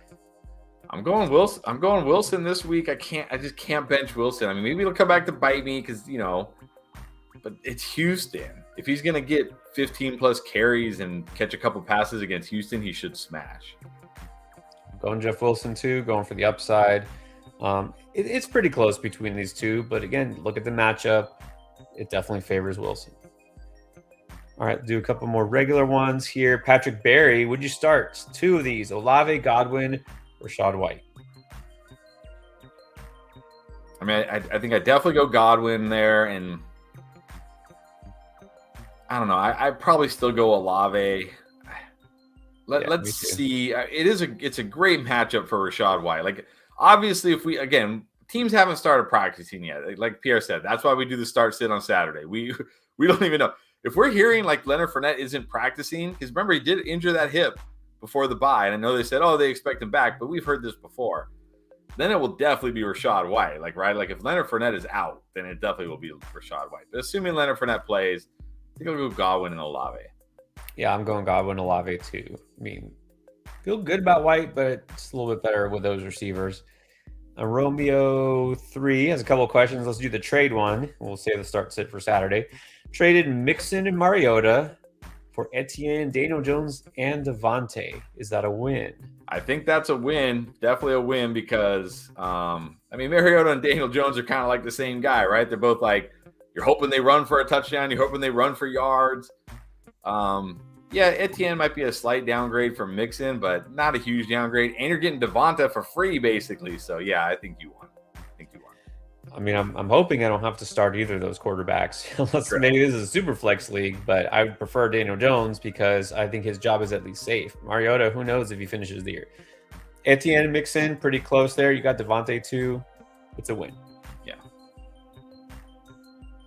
Okay, Thomas Montanez traded Sutton, Cordero, and Hunt for Allen and Njoku. What do you think about that? Oh, Keenan Allen. Must be Keenan Allen. Yeah. Because his team is now Mahomes, Taylor, Etienne, Keenan Allen, Cooper, Kelsey, Judy. I prefer Keenan Allen over Sutton. CPAT and Hunt. Okay. You got Taylor, you got Etienne. You're probably not playing. You're definitely not playing Hunt. And even CPAT is starting to look like might be unplayable pretty soon here if this keeps continuing the way it's been going. And you got Njoku. Although, I don't know, you don't really need Njoku. You have Kelsey. But, yeah, I still like this trade for you. Yeah, it's fine because you really didn't give up anything crucial. Yeah. Hunt was just a handcuff. Patterson, just a backup for fantasy. And I prefer Allen over Sutton. So I think you upgrade at receiver. I guess you don't really need Njoku, but it's fine to have him. So I think that's fine. All right. Let's say yes. Here, let's take care of this one. GF. Is it safe to say Cooper Kupp isn't coming back this year? Yes. Yeah, so. Pretty safe. Pretty safe to say, sadly. Because even if he does come back, when is he playing? The last week? Maybe the last 2 weeks of the season? And if he does play, is he going full, all out? And, I'm dropping. I'll say it now, finally. I'll drop him. Yeah. I mean, obviously, you can put him on IR, then put him on IR. Yeah, if you have an IR spot, put him on IR. But, yeah, if you don't, if you have shallow leagues, yeah. All right, Big Dog Pound. What is up?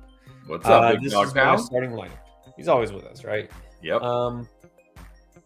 Dak, CMC, Ramondre, Evans, Olave, Flexen, Kamara, and Pierce. Got Herbert, White, Sutton, Gabe, Pickens on the bench. So who would you switch out, if anyone? I mean, are you putting in Gabe over Kamara? I'm not playing Kamara this week if I don't have to. It's a really tough matchup this week. He hasn't even been good anyways.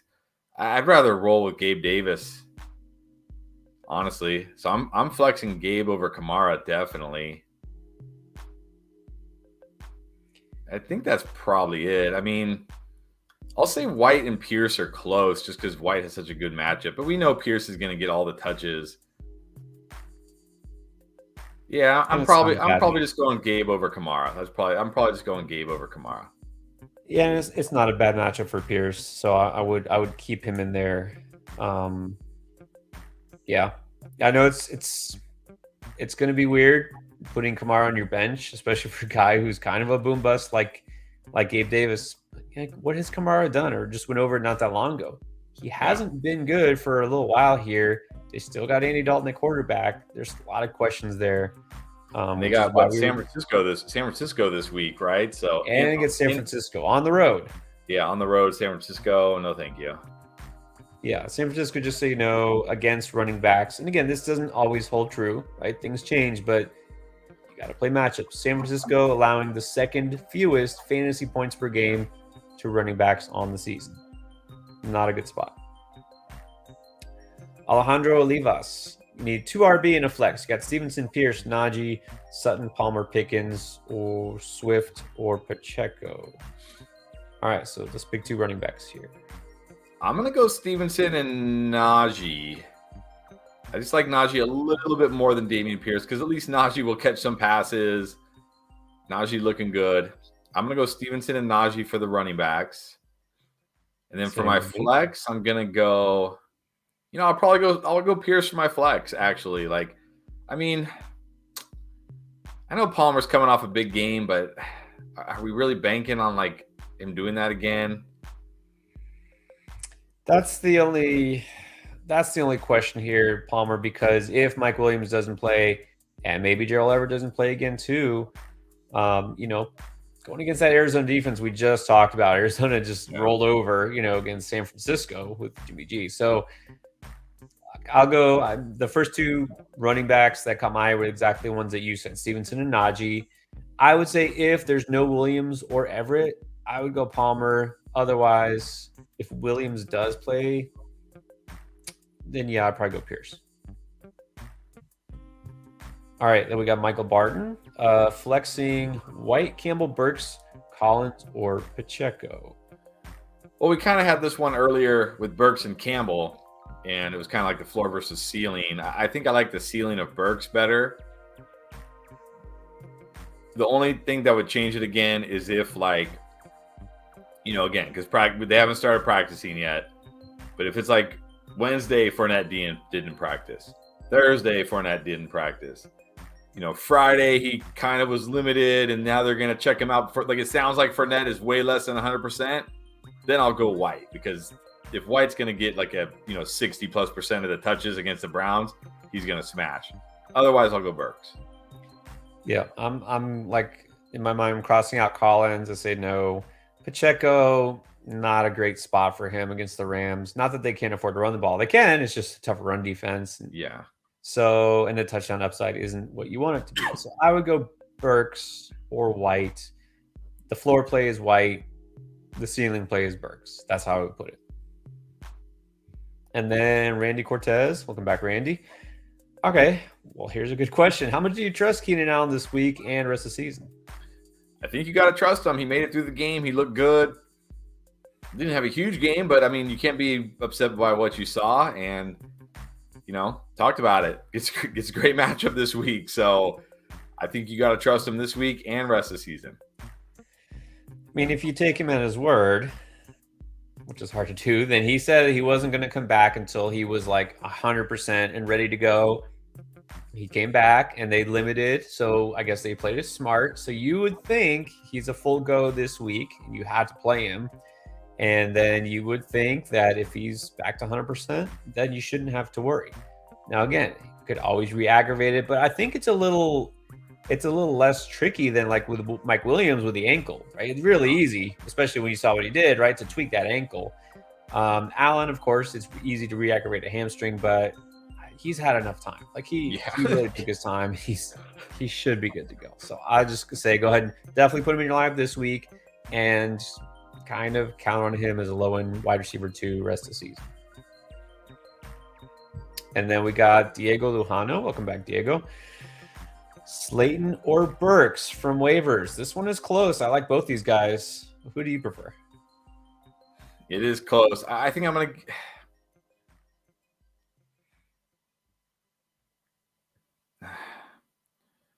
It's really close. Who do I like better real life? Obviously I like Burks, the player, better, but who do you feel has more fantasy? I'm going to go with Burks because like Slayton is what Slayton is. It's not like we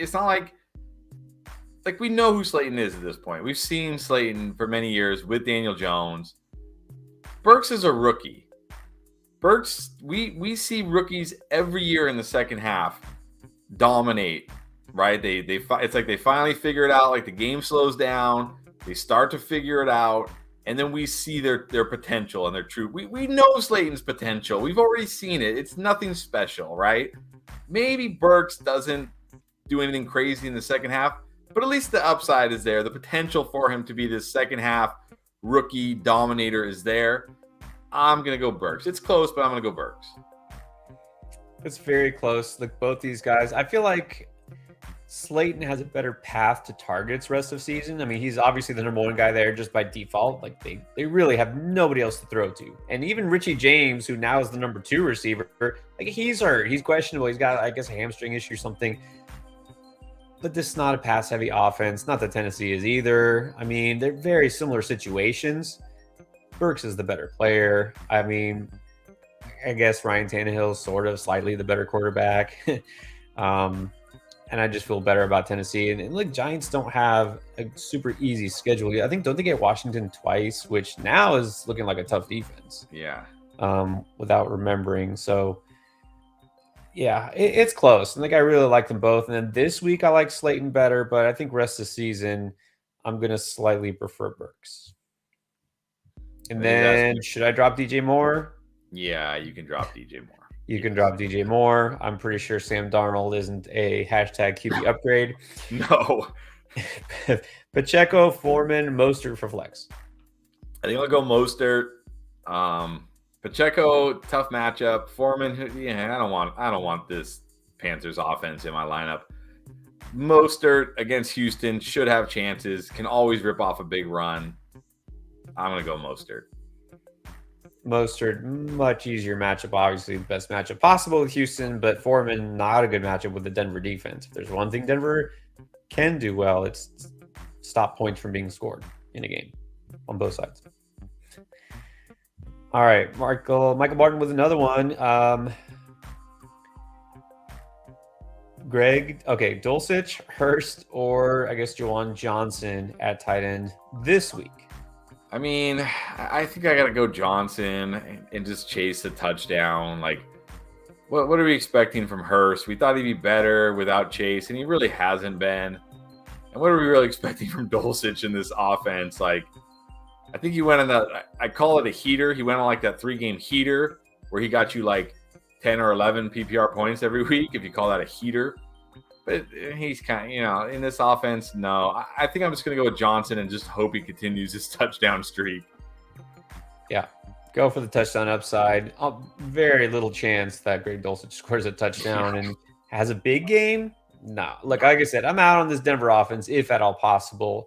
Hurst just hasn't done much, and going against a tough Tennessee defense. I know Tennessee's pass defense is sometimes generous to receivers, but I'm not expecting Hurst to be a beneficiary. I just go for the touchdown upside with Johnson.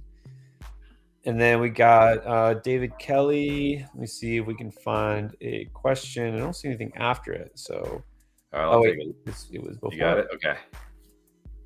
All right, so David's 8-3 in a half-point PPR league. Started with Kupp and Kelsey. All right. Man. Need a receiver, obviously, with Kupp out. So you got Tua, Jeff Wilson, Najee, Pacheco, Paris Campbell, Christian Watson, Andrews, Rashad White, Eli Mitchell, Deshaun Watson, and McBride. Yeah, you definitely need some receiver help. So wait, Paris Campbell and Christian Watson are your only wide receivers? Am I reading this right? That's all I see. I mean, I don't know if you can still trade, but I'm not really sure what you can. I mean, I'm just impressed that you're 8-3 with this team. Yeah, I'm really impressed. I'm amazed. Well, I mean, I know you had Kupp all season, and you said you had Kelsey. And Kelsey's been like a game changer. Man,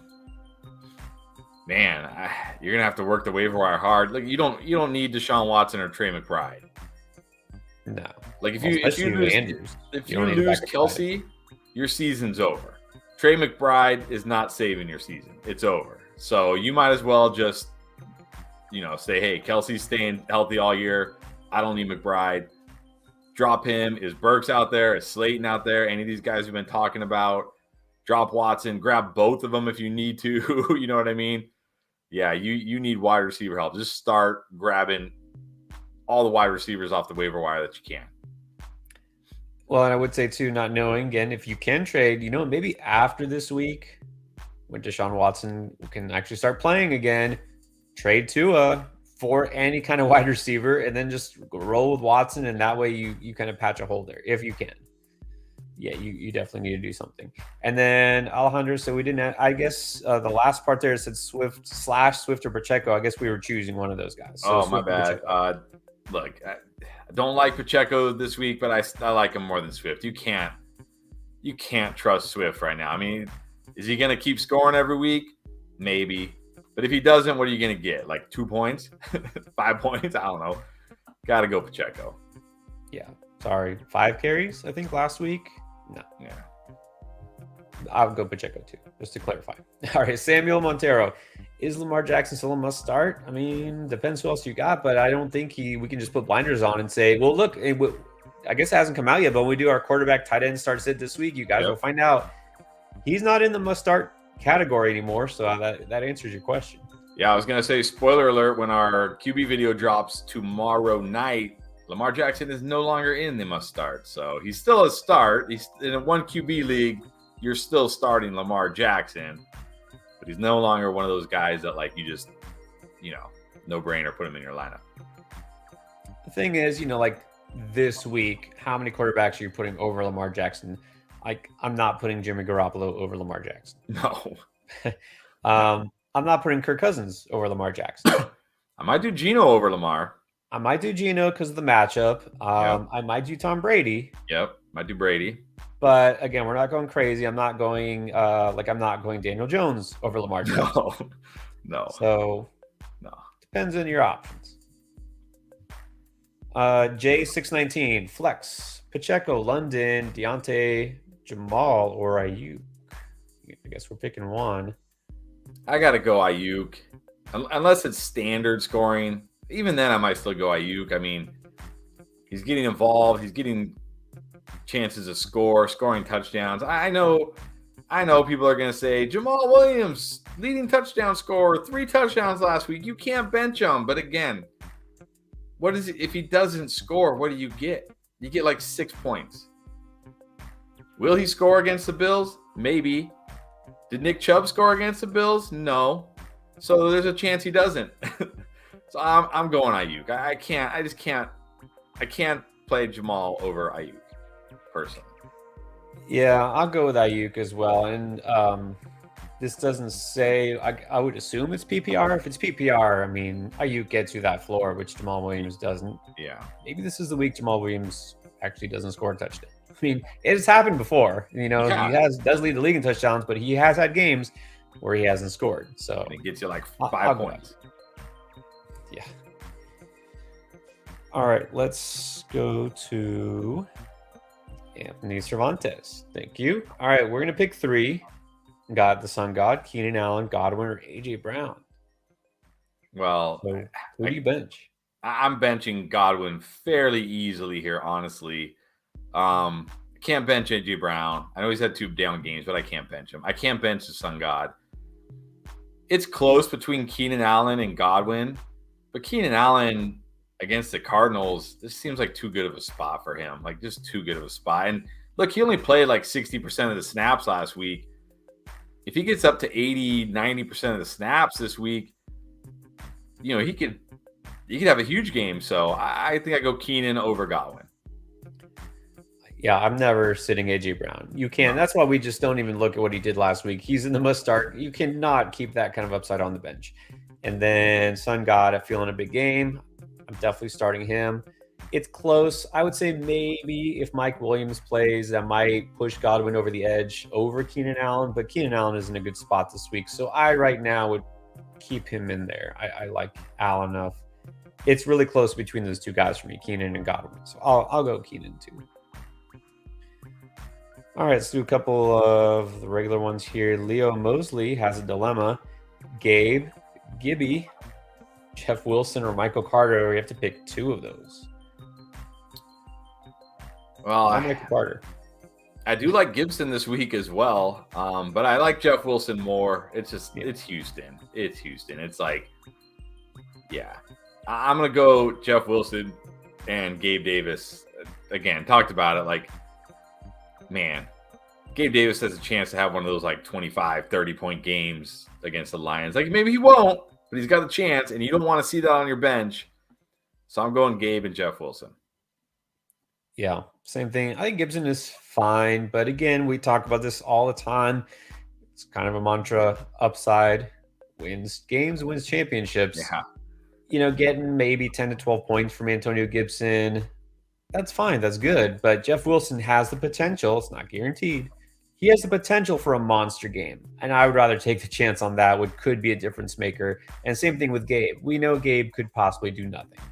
But he could also get 3 touchdowns. He could also do 100 yards. So, yeah, you have to play the matchups. I'll go Gabe and Wilson. They have massive upside. Michael Carter isn't even close to the conversation here, I don't think.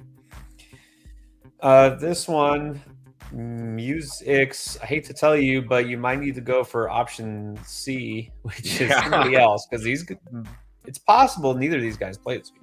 Yeah, if they both play, this is Fields' first real test since he's been on this kind of run, right, against the Jets. Isn't it on the road too? Or aren't they in New York? If I'm not mistaken. I'm pretty sure it is, yeah. Against a good defense with possibly a banged up shoulder where they may not let him run as much.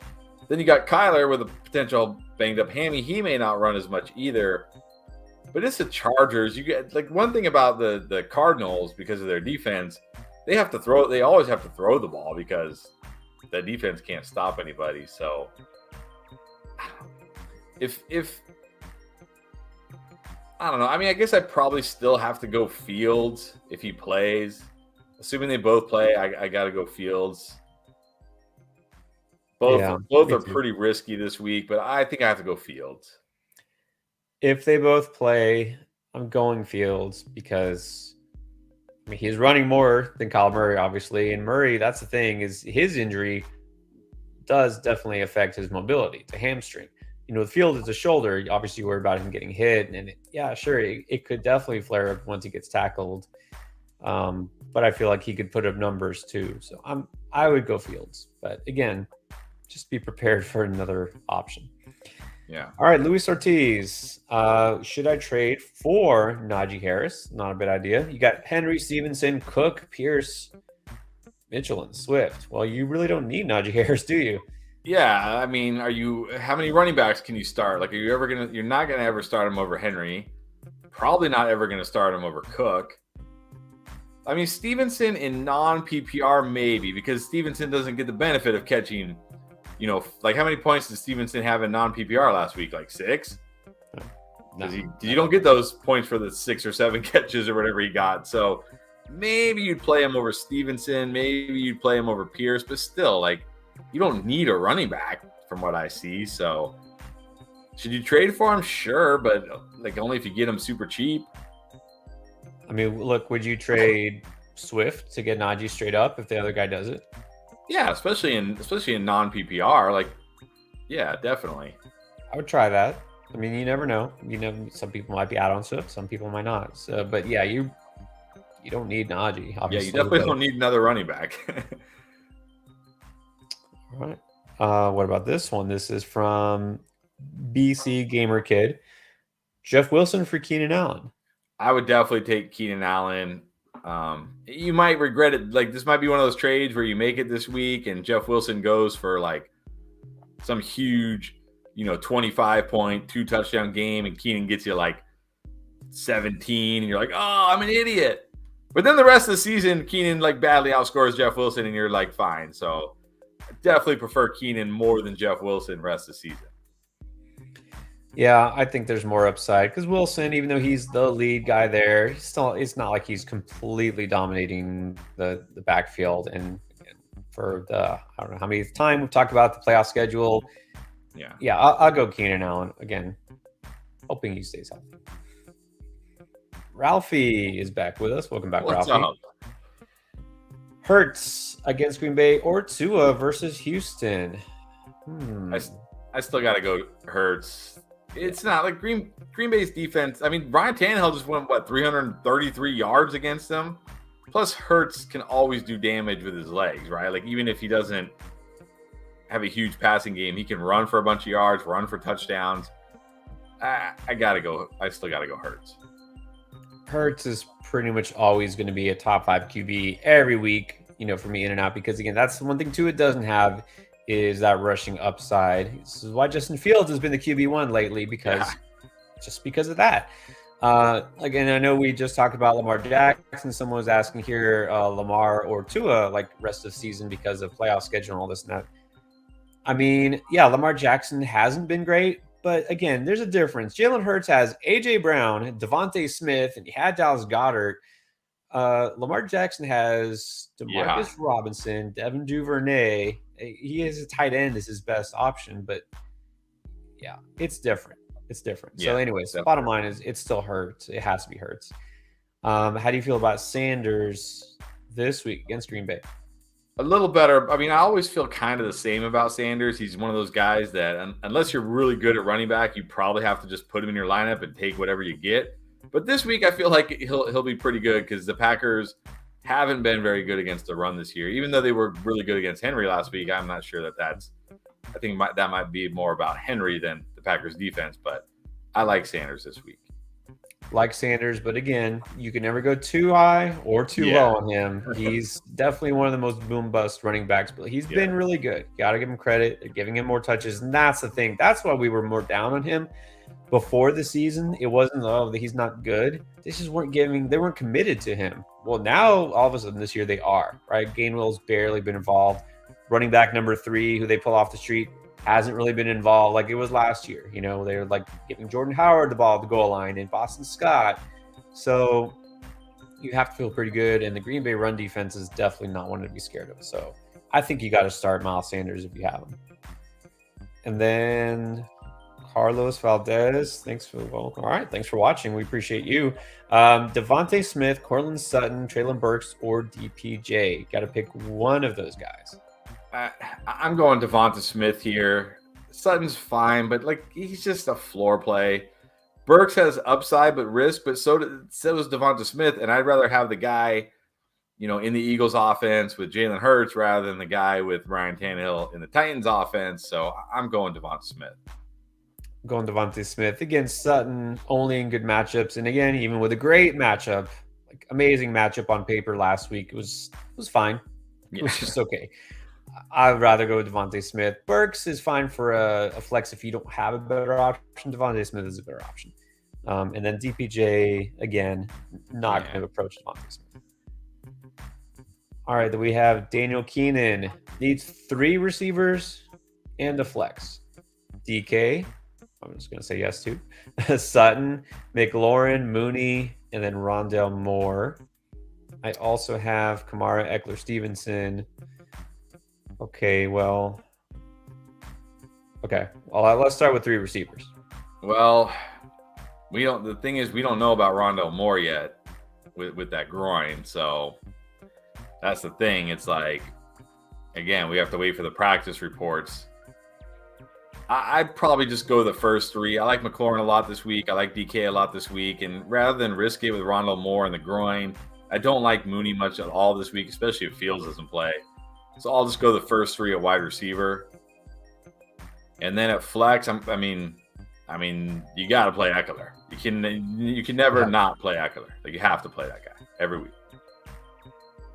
And then I guess I'm assuming he's saying I have those 3. I'm assuming you're going to start. Oh, so he's saying he's playing those 3. So he's saying he needs 3 wide receivers and then flex one of these wide receivers as well. I thought he was saying yeah, well, I don't know. I thought he was saying a flex between Kamara, Eckler, and Stevenson, which is crazy if Eckler is your flex, but. Well, all right. Well, let me say DK, love DK this week. You have to start him. Yeah. McLaurin, you have to love him. And then my third, I know I just said I'm not starting Sutton if I don't have to, but yeah, I can't feel great about Mooney or more. So by default, I say Sutton as your third receiver. And so you just said this, flex 1 running back. I would flex a running back over any of those, either Mooney or Moore, because I don't feel good about either of those guys. So I guess 2 running backs in a flex. You're flexing Kamara. You're starting Eckler and Stevenson. Yeah, I'm still confused because he says he needs 3 wide receiver and a flex. Starting 2 running backs. Should I flex a running back? Yeah. Okay. So you can either flex one of the use all 3 running backs, or you can go Mooney or Moore. I would flex Kamara over Mooney or Moore. Yeah, I guess. I don't really like Kamara, but I don't like Mooney at all this week. And Rondell Moore coming off the groin, who knows? Yeah, you probably got to go Kamara. Yeah, I think you have to, just because you just can't risk those other 2 guys. All right. Well, good luck. Hopefully that helps. Dak on Thanksgiving or roll the dice with Fields? That's a tough question, but I'm just gonna go. I'm not gonna roll the dice with Fields. I'm gonna go. Dak has been phenomenal since he's come back, and the Giants' defense looks like not very good anymore. I'll just roll with Dak. Yeah, I'll roll with Dak. You have to feel good about him in this matchup. Nothing to be scared of. mean, because the thing is, if you wait, you got Dak on your bench, and then Fields doesn't play. Who are you starting? Are you starting Trevor Siemian? I hope not. Oh man, no. No, just go with Dak. I mean, you're Yeah. not going to regret that. Bazinski, Pollard, or Keenan? Oh, this is close, but I think I still got to go Pollard. Yeah. I do like Keenan, but man, Pollard has that crazy upside. He looks so good. It's a good matchup. The Giants defense, I mean, the whole defense has been bad lately. We just saw they were terrible against Detroit, but the run defense has been really bad. I'm going Pollard here. I'm going Pollard too. Got the hot hand. Offense is rolling. Not a terrible matchup, especially against the run. So, I mean, we like both these guys, but I'm going Pollard. All right. And yeah, you don't want to start Sam Darnold. That's not. No. No, you don't want to start Sam Darnold. All right. So just a heads up, guys, we're about 2 hours in. We're going to stay on for a while longer. Going to try to answer your waiver wire questions because it's Tuesday night. That's why we come on Tuesday night. Trade questions, especially. A lot of people want to make those trades to help you win, not just this week, but down the stretch because it's almost playoff time. You got to prepare and look ahead. Don't just look to this week. Reminders, we're doing the super chats first. I think we're about caught up now, but again, we'll try to answer as many questions as possible. We're going to prioritize waiver wire, trade, and super chat always. We'll try to get to those first in order they're received. Definitely we'll answer those. We'll stay on until they're all answered. Reminders also, this is a good time to hit the subscribe button. If for some reason you haven't, hit the thumbs up. That actually helps us as well. If you like what you watch, you could also consider becoming a patron. So patreon.com/fantasyfootballendgame. There's also a link below, and you can see it right there scrolling down at the bottom. Also, reminder, if you really, really want to help us and you're looking for some Christmas gifts for yourself or a friend or a relative or anyone, manscaped.com. If you do anything when you use promo code ENDGAME, forget their little Black Friday thing. Don't use that code. Use code ENDGAME, and that will get you 20% off. You get free shipping, and that supports us. All right. So, and by the way, we've used it. We got the stuff. Yep. I was actually really impressed by, because I didn't really know, right? Didn't know what to expect. A lot of products, and not just, little trimmers and things that they have. There's a lot to them. I'm about to order their beard trimmer because they didn't send me the beard trimmer, unfortunately. But I'm gonna order the beard trimmer and the body wash. So far, but the stuff they did send, it's very good, very good. Definitely impressed. And I actually just ordered myself the cologne because my wife, Velma, she has her own. She does YouTube too. She does a YouTube channel. She reviews fragrances for men and women. And so got another one for her to review. I know she's happy about that. So if anyone wants to throw a follow her way, then I'd appreciate that. It's a channel. I'll see if I can throw the link in the chat later. It's called Velma's Essence. You don't actually have to love perfumes and clones. You could just do it just to support her. Yes. All right. Let's go to the comments again. And we have another super chat. Let's do this one. Like the jeans. Fields or Cousins? Only QB on waivers is Heineke. I don't mind Heineke this week. It's a good matchup for him. He can run. Cousins not in a good spot this week. I don't really want to play Cousins. I think I would hold out on Fields, and then if he doesn't go, I would just play Heineke. In this case, you wait on Fields, right? If you have Dak, then there's no need to wait. Just go Dak. Yeah. In this case, I'll wait. Cousins. I'm worried. All right, number one, gets New England, right? And I think it's at New England, isn't it?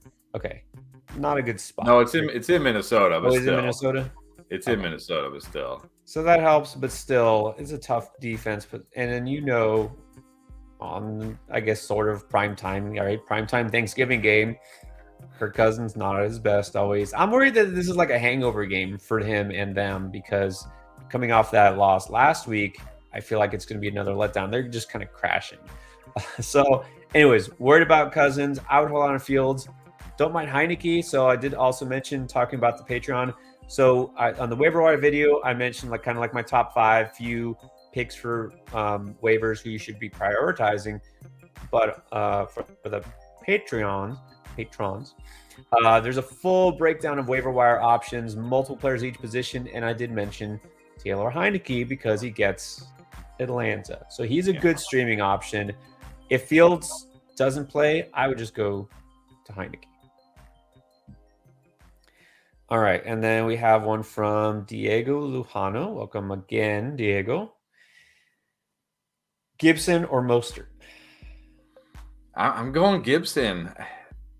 I know Mostert has a better matchup, but I know Gibson's going to get way more touches. He's going to catch passes. He also has a great matchup this week. I just feel a little bit better about Gibson. I'm going Gibson. I mean, they both have great matchups, obviously. The thing with Mostert, it's Houston, but he's the 1B or the 2, I guess, depending on how they use him. So, Gibson is catching passes, which Mostert is not. Gibson is, I guess, now the lead runner, which Mostert is not. So I do give the edge to Gibson also.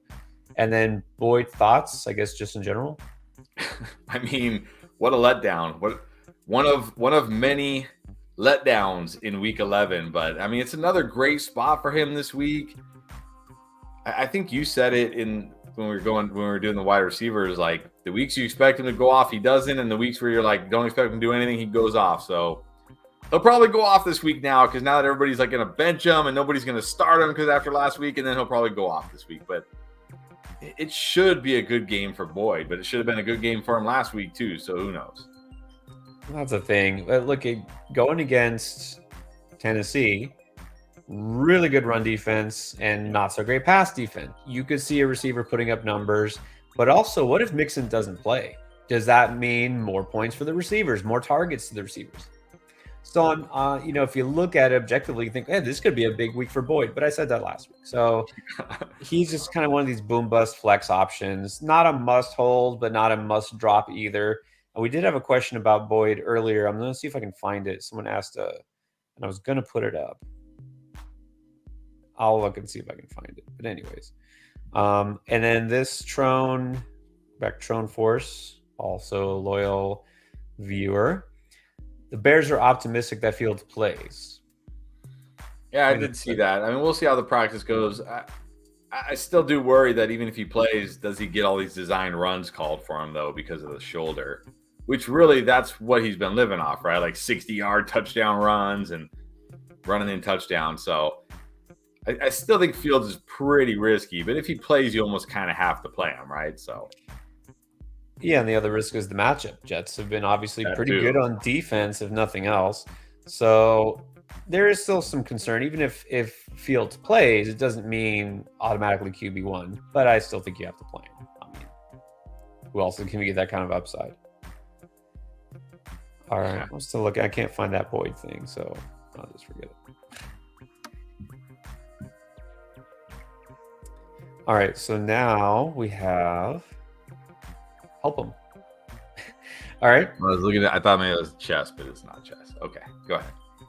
Bench Christian Watson for Treylon Burks. Look, Watson is gonna come crashing down hard here at some point because he's got 7 catches, 5 touchdowns. He hasn't had more than 4 catches in a game.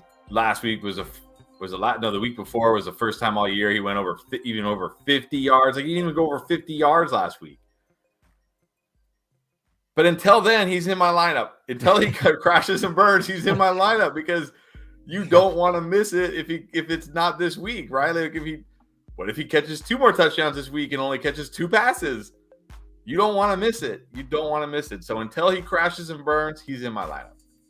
Yeah, I mean, Burks has some upside, but it's not 3 touchdown kind of upside because he's catching patches from Ryan Tannehill in a, run first and second offense. So, yeah, no, I wouldn't do that. But he's saying or start Watson and Burks and bench Deontay Foreman for Latavius Murray. I'm not sure if those go together, but. I mean, I would definitely start Murray over Foreman if that's what you're asking. Like, what are we really expecting from Foreman in this offense? Like, unless he's just playing like a terrible defense, and he's not. So, the Panthers are terrible against the run.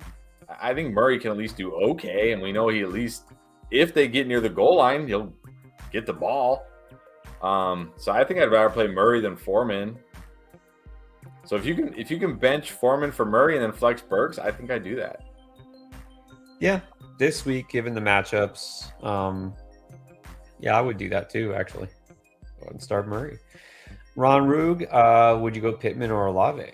Gotta go Pittman this week. Look, I was nervous about Pittman last week against the Eagles, and he did great. I mean, he didn't like crush it, but what do you get, like 13 PPR or something? This is half PPR, but still, I mean, maybe that does change. Maybe half PPR changes it slightly, but this is such a good spot for Pittman this week.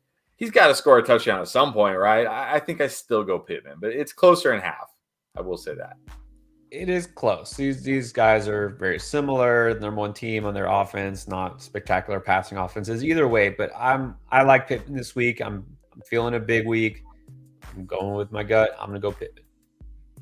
And then Stanley, good point. I know we did talk about we're trying to do trade and waiver wire first, but there are 3 games on Thursday before we do the start sit. So yes, this is a good time to ask those questions. All right, and Stanley, you're always with us, almost every live show.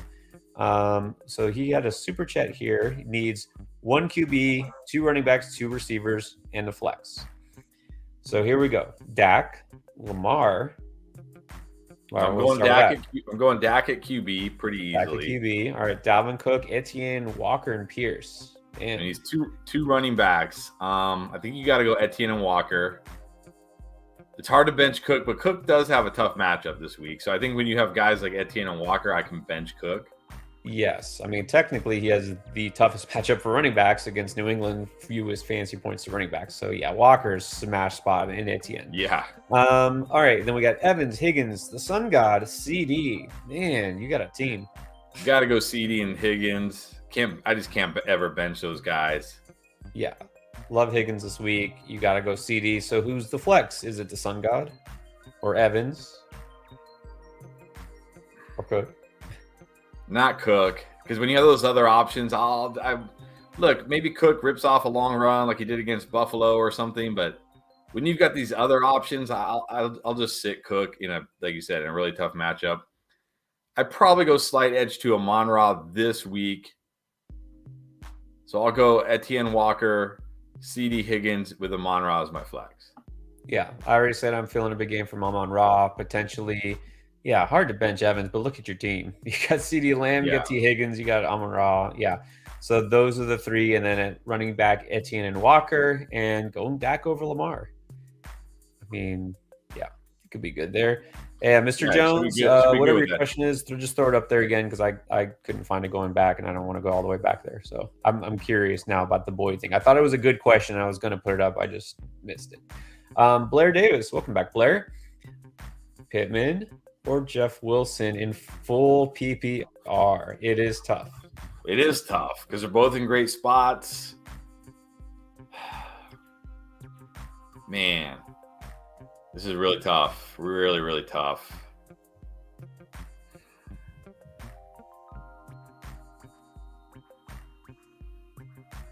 Man.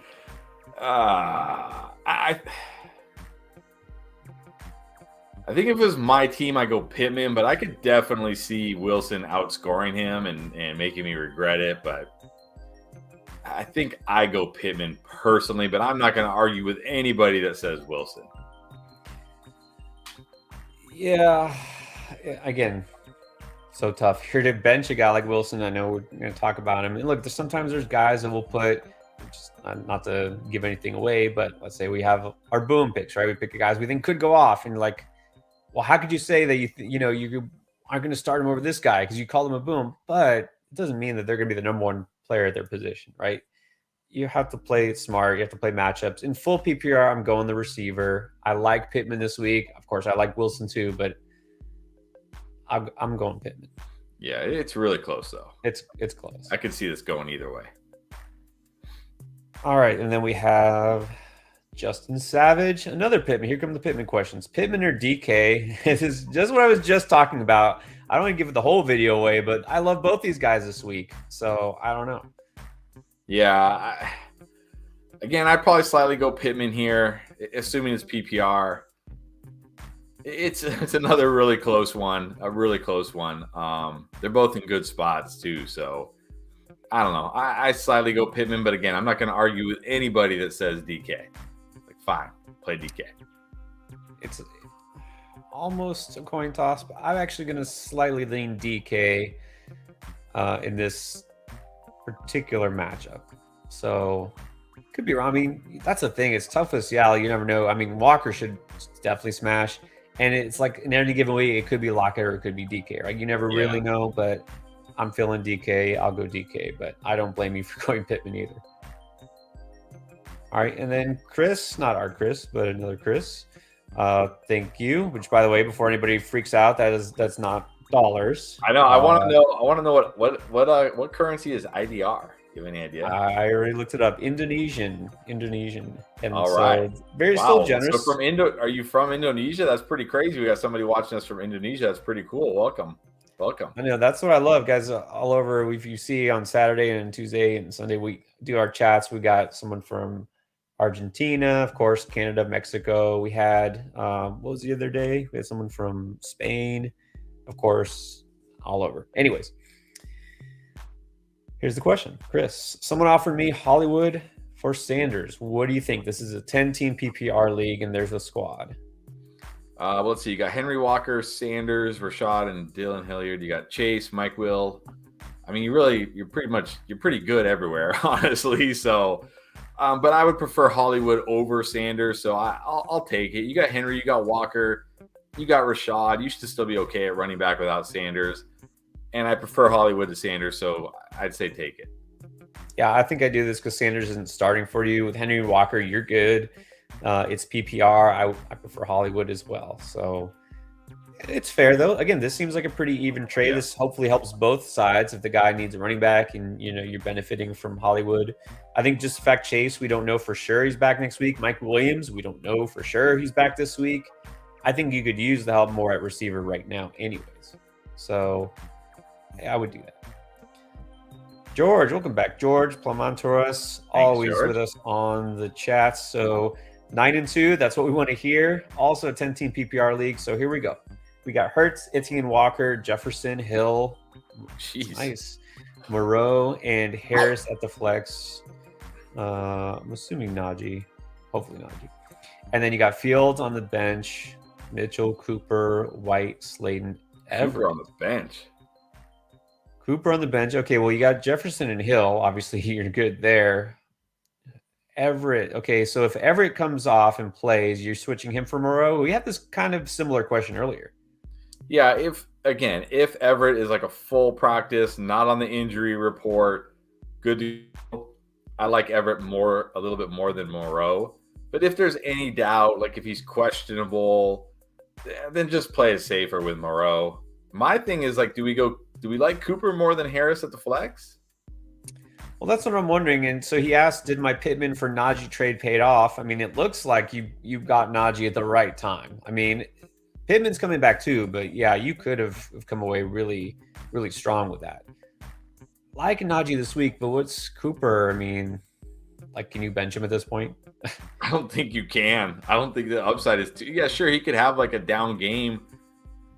But, man, the upside is so massive. I mean, if Jaylen Warren is out, then maybe go Najee because he's safer and he has upside.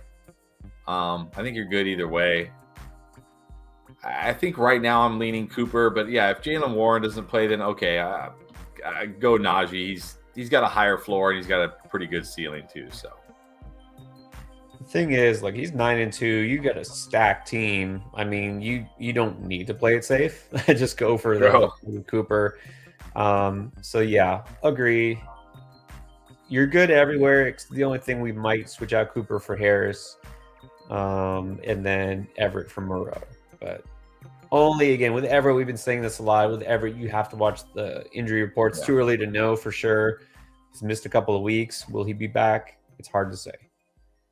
But yeah, I think that trade, I don't know, overall that trade, you think that was it's probably going to end up being very fair because it looks like Pittman's going to be great rest of the season, but it looks like Najee will be great rest of the season. So it'll probably end up being very fair.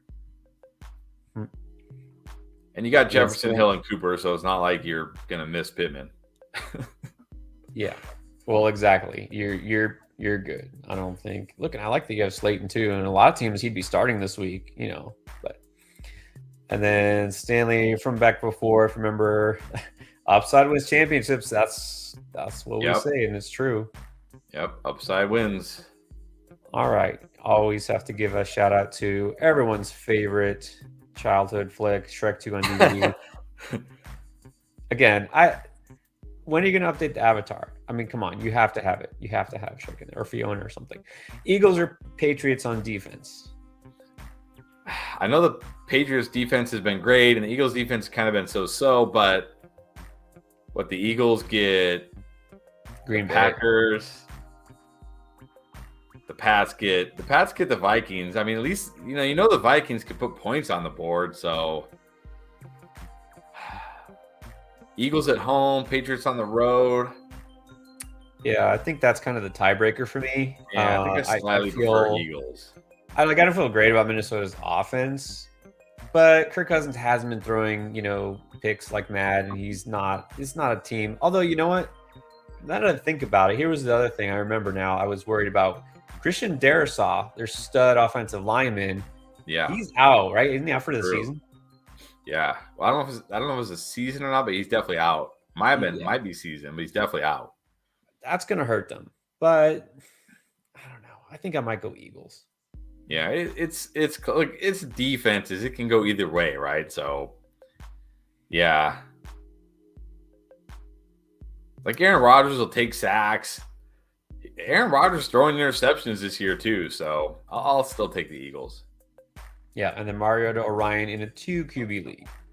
I think this week I'm going to go Ryan, actually. Mariota in a really tough spot. Mariota in a great spot. Ryan in a great spot. I'm going to take Ryan over Mariota this week. Even in good matchups the last couple weeks, Mariota is just bad. And now he doesn't have Kyle Pitts, who he didn't throw to anyways, but it's just yeah. Sorry, done with Mariota. Ryan. I go Ryan. Okay, I guess this qualifies as our first celebrity cameo. Barnacle Boy. I don't know who that is, but okay. That's a SpongeBob thing. Come on. Okay. Somebody offered me Najee Harris for Amon Ra. Do you take that? I think it depends what you need here. If you're deep at wide receiver and you're hurting at running back, I'm okay with this. If you're good at running back and you don't really need Najee Harris, then I would keep Amon Ra. I think this is a win-win for both teams. All right. Well, unfortunately, I don't know if you heard, but we saw a comment later on. We're not putting that user back on. Okay. Dodge Ram 0909 Flex PPR Dak or Amari. Wait, it's supposed to be super flex, right? It must be super flex. And I can't bench Dak Prescott in a super flex league. Like we know Amari Cooper can go off, but Dak Prescott has like a 17-point floor. Like that's his floor. Like, you know what I mean? Like, you're going to get like 17 plus points from Dak Prescott. You might get 30 from Amari, but you might get 5. That's just too high of a floor to ignore. If this is super flex, which I assume, I got to go Dak. Almost always you want to go with a quarterback unless it's like Davis Mills or Sam Darnold or somebody. You got Dak. If it's a super flex league, which must be, yeah, you got to go. Yeah, I'll tell you the only super flex league I have where I'm not playing a quarterback in my super flex is where I have my choices are Russell Wilson, probably an injured Matt Stafford, or Jared Goff, and my choice at flex is Michael Pittman. I'd rather just play Michael Pittman over those quarterbacks. But in this case, when you have a guy like Dak Prescott, no, play Dak Prescott. Yeah, definitely play Dak Prescott. And yeah, like Russell Wilson actually just belongs down there with like the Sam Darnolds, honestly. Yeah. Sad, man. Okay, let's see what we got. Kelsey, advice for the playoffs. So here's the team. We got Mahomes and Kelsey. That's nice. Jefferson, DK, Pittman, Walker, Pollard, Connor, and Dallas defense. And then there is the bench, 9-2. This is a 10-team league. I mean, looks pretty stacked. What do you think, though? Yeah, this is looks pretty good. I mean, I don't know if your trade deadline's up or not, but this is a good time to trade Connor. because he has a really tough playoff schedule. So if you could trade Connor, maybe get another running back. Although you got Pierce and Rashad White.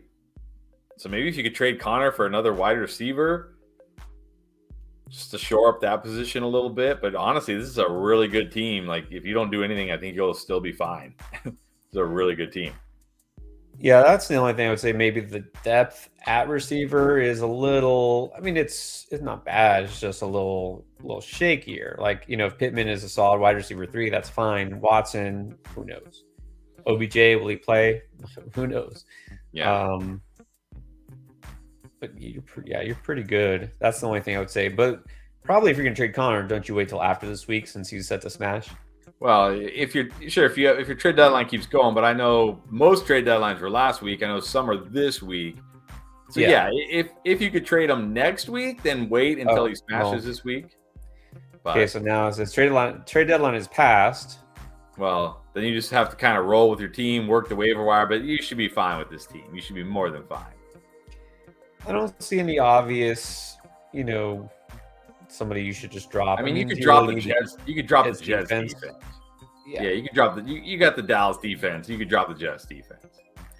Yeah. I mean, unless, I don't know, maybe you're looking ahead to the playoffs. I haven't looked that far ahead. Maybe the Jets have some, incredible matchup in the playoffs the week Dallas has a tough matchup. So maybe you're holding for that. And if you are, then go ahead and hold it. Well, let's look. We have a little time. Let's see. Because now I'm curious. The Jets defense during the fantasy playoffs at Buffalo, that's not good. Detroit, that is good. Jacksonville, pretty good. Then at Seattle, not great. Yeah, so, I mean, I don't know if you're ever playing them over Dallas. Yeah, I mean, you really know. Look, Dallas has actually a pretty good, other than Philadelphia in Week 16, they still have a pretty good schedule. So I think you can drop. You don't need a backup defense, anyways. Yeah. All right, rock out. Would you pick up Pirine, Akers, James Cook? Okay, so I guess that's just one question. Out of those 3, none. Man. I mean, I'm not picking up Pirine anywhere. I don't care. He's probably at most going to be a 1-week rental, and you're going to get a 1 week versus the Titans. As somebody, you know what I hope? I hope my opponents pick up Pirine and play him against me. That's what I really hope this week. But let's say, dropping somebody who doesn't matter. If you're going to pick one of those, to me, it would be Pirine, though, wouldn't it? Because at least you got a high-end handcuff. Like, if Mixon is out, then he got value. And Akers, I don't even know if he has value anyway. That's true. Okay, yeah, I guess so. At least Pirine, you can hold Pirine. Even if you don't play him this week, you can always hold him. We know Mixon can get banged up and miss time. And if he does, you have a high-end handcuff. So, yeah, Pirine. You sold me. And then, I mean, if you got to pick one, and then Derek Carr or Jimmy G. I'm gonna go Jimmy G this week. It's a tough matchup for Derek Carr. I don't expect Devonta Adams to get loose for 2 huge touchdowns again like last week. Jimmy G in another good spot. And the thing about Jimmy G, he's got these weapons, right? It's like, just dump it off to CMC. Give it to Debo and let him run. Give it to Kittle, let him run. Ayuk near the goal line. He's got all these weapons. So this week, again, I'll take Jimmy G. I do have Jimmy G higher this week. Again, rest of the season, I probably won't. But New Orleans defense has not been great. And, on the road against Seattle, Derek Carr could have a bad time. Yeah. Not that he's had a great time anyways. All right, let's see. We got now. We'll stay on for a little while longer, guys. By the way, we usually try to go about 3 hours. I know for a lot of you, maybe the trade deadline has passed. That's okay. We'll still ask your waiver wire questions. Start sit. We will do mostly start sit on Saturday, but we will do some of them. Also, you have Thanksgiving Day matchup questions. This is the time to ask those. We'll try to prioritize those as well. All right, let's go to, this one. We already kind of talked about that. Adrian, He's 8-3. You got Tua, Monty, Amon-Ra, Godwin, Amari, Kirk, Njoku, and Dulcich. And he had asked earlier, I think, any moves. Like, would you do anything with this team? I mean, can you make trades? That's the thing. Like, if you can't make any trades, I don't know what moves you're gonna make. If you can still make trades, I mean, is this your full team? Because this is a pretty shallow team. I'm only seeing one running back. Yeah, I only see one running back, but 2 tight ends. I mean, I would say you don't. I mean, maybe right now you need Njoku and Dulcich because you need to see Njoku get healthy first. But if Njoku looks, healthy this week and good, you don't really need Dulcich anymore. So, but yeah, I don't know how you're going to make a move with this kind of lineup because it's so shallow, like it's so small. I mean, look, if you have Njoku, you probably don't need to hold Dulcich. So, but yeah, I mean, I don't know. It's hard to say this can't be the full team and Monty can't be your only running back. So if so, then you probably do need some running back. He did say he also has Etienne, but I mean, still, like, yeah, I don't know. I mean, he said trade deadline's not over. I mean, maybe you can like package Monty and Kirk or Monty and Godwin or somebody like that and try to go get a upgrade at running back. I mean, that's something I guess you could try to do because you got a Amon-Ra. Like, let's say you trade like Monty and Kirk. Let's just say you still have a Amon-Ra, Godwin, and Amari Cooper, so you're good at wide receiver. But if you could trade those guys and maybe, get like who's like a buy low right now, maybe like it feels like an overpay for Chubb. But if you could get like maybe like I don't know. Maybe that's not an overpay for Chubb, but maybe a little bit. Somebody like that. Maybe Chubb. Maybe get Derrick Henry. I don't know. Somebody like that. I don't know if you can get Derrick Henry right now. I don't think he's really a buy low, but something like that. Like try something like that. Yeah. Makes sense. All right. Here's a waiver wire one. Drop Hunt or Foreman for Murray. I'm dropping Foreman. I don't care. Somebody wants Foreman, they can have him. I'm done. I'm over it. Guy got me 2 points last week. 2 points. How do you get 2 points? Probably won't do much better this week either. Yeah, he's stuck in the Panthers. Yeah, I'd prefer to keep Hunt simply for, I get it. Hunt probably only gets you 2 points as well, but you don't play Hunt. That's the thing. You're never going to start Hunt. You just know, okay, I have Hunt, and if Chubb goes down, I now have a league-winning running back. Foreman is just what Foreman is, and it will never get better for Foreman. There's no path for it to get better for Foreman. It's as good as it's going to get. So, yeah, I would drop Foreman for Murray. Foreman and Murray are kind of the same guy almost. Not going to catch much passes, not in good offenses, just straight ahead runners who will need touchdowns. Yeah.